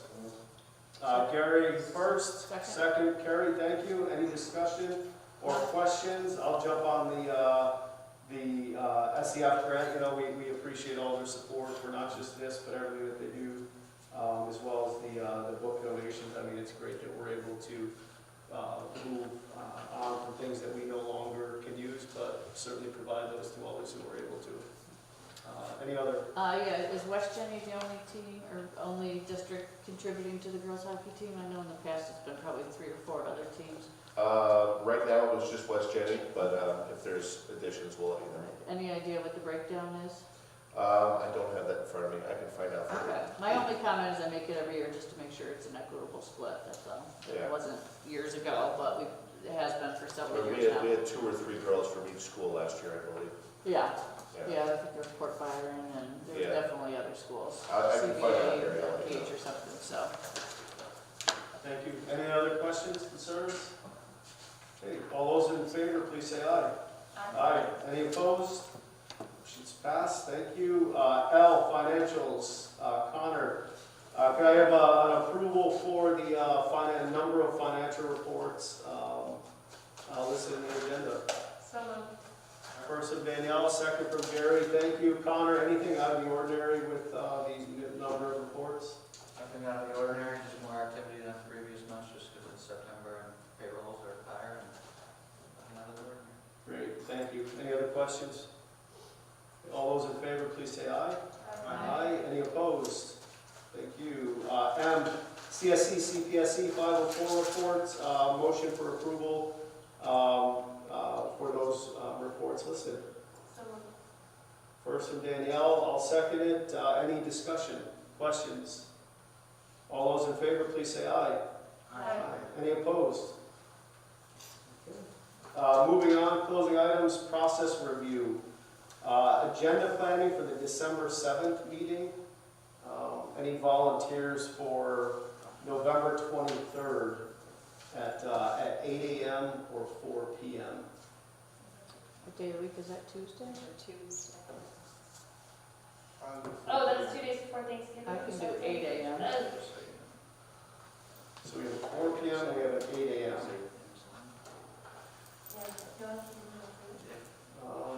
I could do a 4 p.m. 2 for 4. I could do 8. I cannot do 4. Anybody else for 4? I can do whatever if you need me, but I don't like to take up the spot, so. All right, so we have Amanda, what did you say? I could do 4. You can do 4, and Gary, you can do 4? Okay, 4, Gary. And Danielle or Tom, are you able to make that one from a leadership perspective? We could make 4. Is that okay? Yep. Okay, and Tom will participate in that at 4 o'clock as well. So Tuesday, November 23rd, 4 p.m., we have Amanda, Gary, and Tom.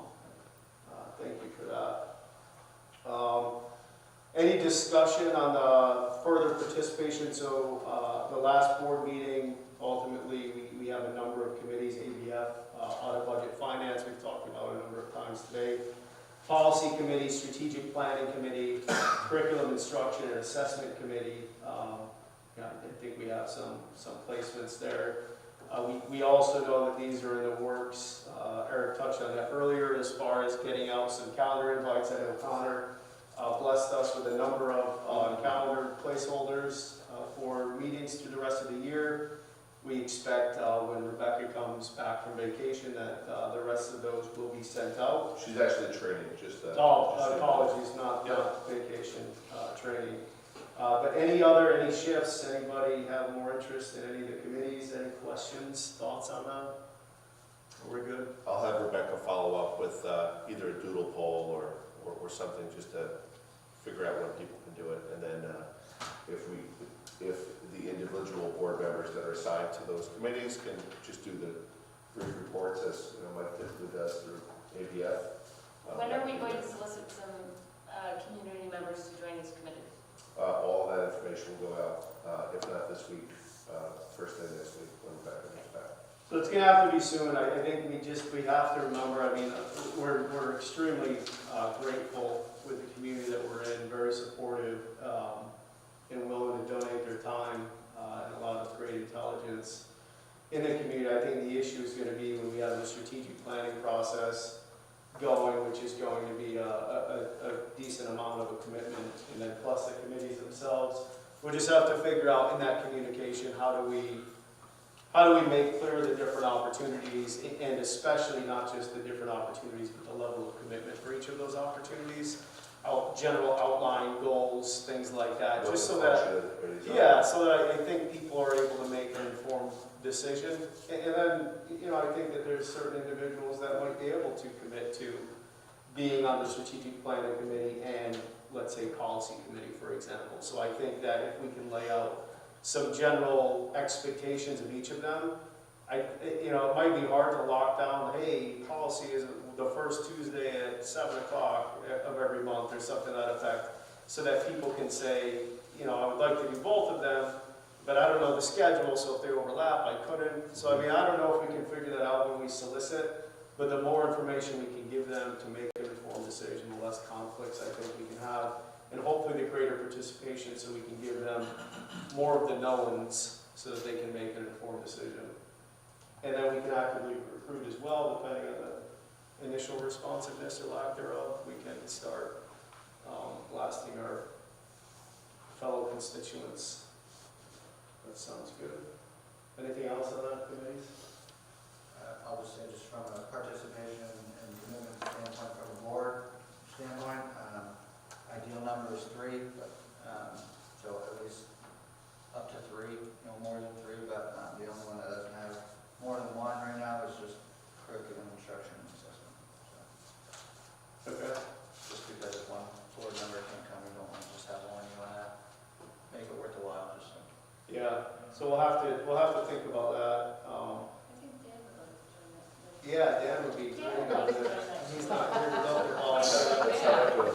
Yeah, Dan would fit in well with that. We need to put Dan right now. We'll pencil him in there. Well, tell We him he can- volunteered last meeting, he just doesn't remember. Yeah, Yeah. we can, we'll happily loop him in and see if there's interest, and if not, we can figure something out. But good point, we need participation.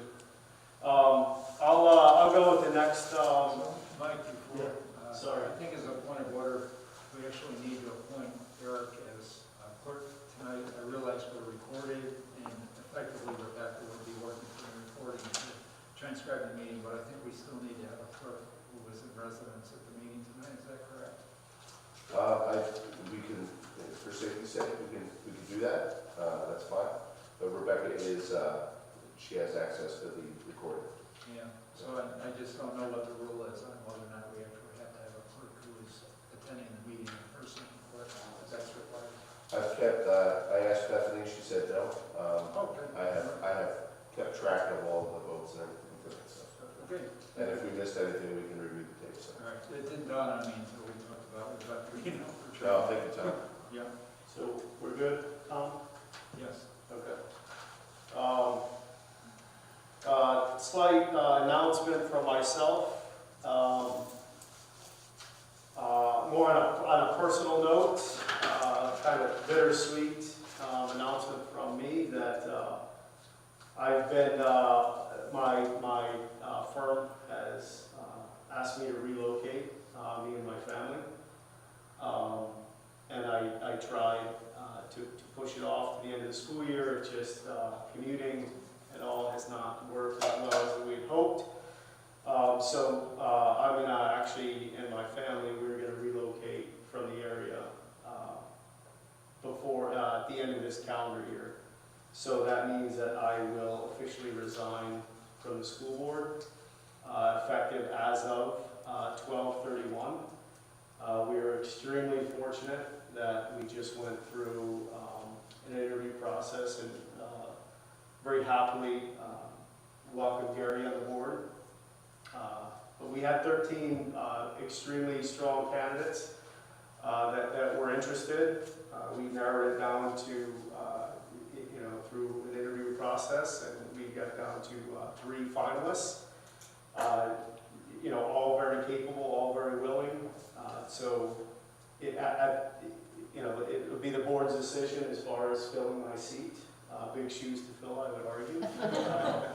But I do think that we had extremely great candidates that I think would be exceptional additions to the board. So if the board so chose to consider any of those candidates, I think that's something that the board can decide, and I would hopefully expect at the next meeting, December meeting, we can announce at least the decision that we plan to take, and hopefully we can come up with some appointment potentially at the January meeting with me departing as of 12/31. So with a heavy heart, I say that it's been great. A lot of unfinished business, but I think we've accomplished a lot. But I can thank my board. I'll say my official goodbye at the next board meeting, but it's been a whirlwind and a pleasure, and I think that we have phenomenal staff here at the school district, phenomenal board members, great administration, and regardless of some of the noise that we deal with on a consistent basis, the overwhelming majority of the community is phenomenal and absolutely supportive, and I'm extremely fortunate to have this experience. So thank you to each of you, and I'll have to come up with some better goodbye at the next meeting. But that is my announcement. Thank you, Mike. We appreciate your leadership and the sacrifices that all of you made as board members to serve the board in the service of the kids of this community. So thank you. Absolutely. Thank you. So moving on, second opportunity for public comment. If anyone has any, please. Just name and address, please. Yep. Jeff Colbert, 1394 Coach Road. First off, Mike, I want to thank you for your service to the board, the community, and the school district. Thank you, Jeff. Also, in the strategic planning, the 5-layer plan, I thought there were some interesting comments about looking at historical data. I think there is a lot of value to looking at significant variables such as online schooling, comparing it to different communities. You can use that to isolate that variable from other variables and get a better understanding of how the smaller variables are impacting them. So I think that's useful, and I think that was a really good set of comments, sort of brainstorming there. Also, it was mentioned the possibility that we might be a vaccination site for minors. I'm hoping we aren't. We're not a hospital, we're not really set up for it. There's a lot of risks inherent in this. Worst thing, somebody could have an adverse reaction, and we don't really have the facilities to take care of that. There's also legal liabilities. You could have two parents, one with different views on whether they want their child vaccinated or not. Do you have to get both parents to come in with the child, or how do you handle that if one comes in and the other one disagrees? So there's a lot of risks, and I'm actually frightened if we become a vaccination site for minors. Thank you. Thank you. Anyone else, public comment? Okay, thank you. I would take a motion for adjournment. So moved. First from Carrie, second from Danielle. Thank you. Any comments, questions? Last chance. All those in favor, please say aye. Aye. Any opposed? Okay, we are adjourned at 9:30 on the dot. Thank you. Thank you all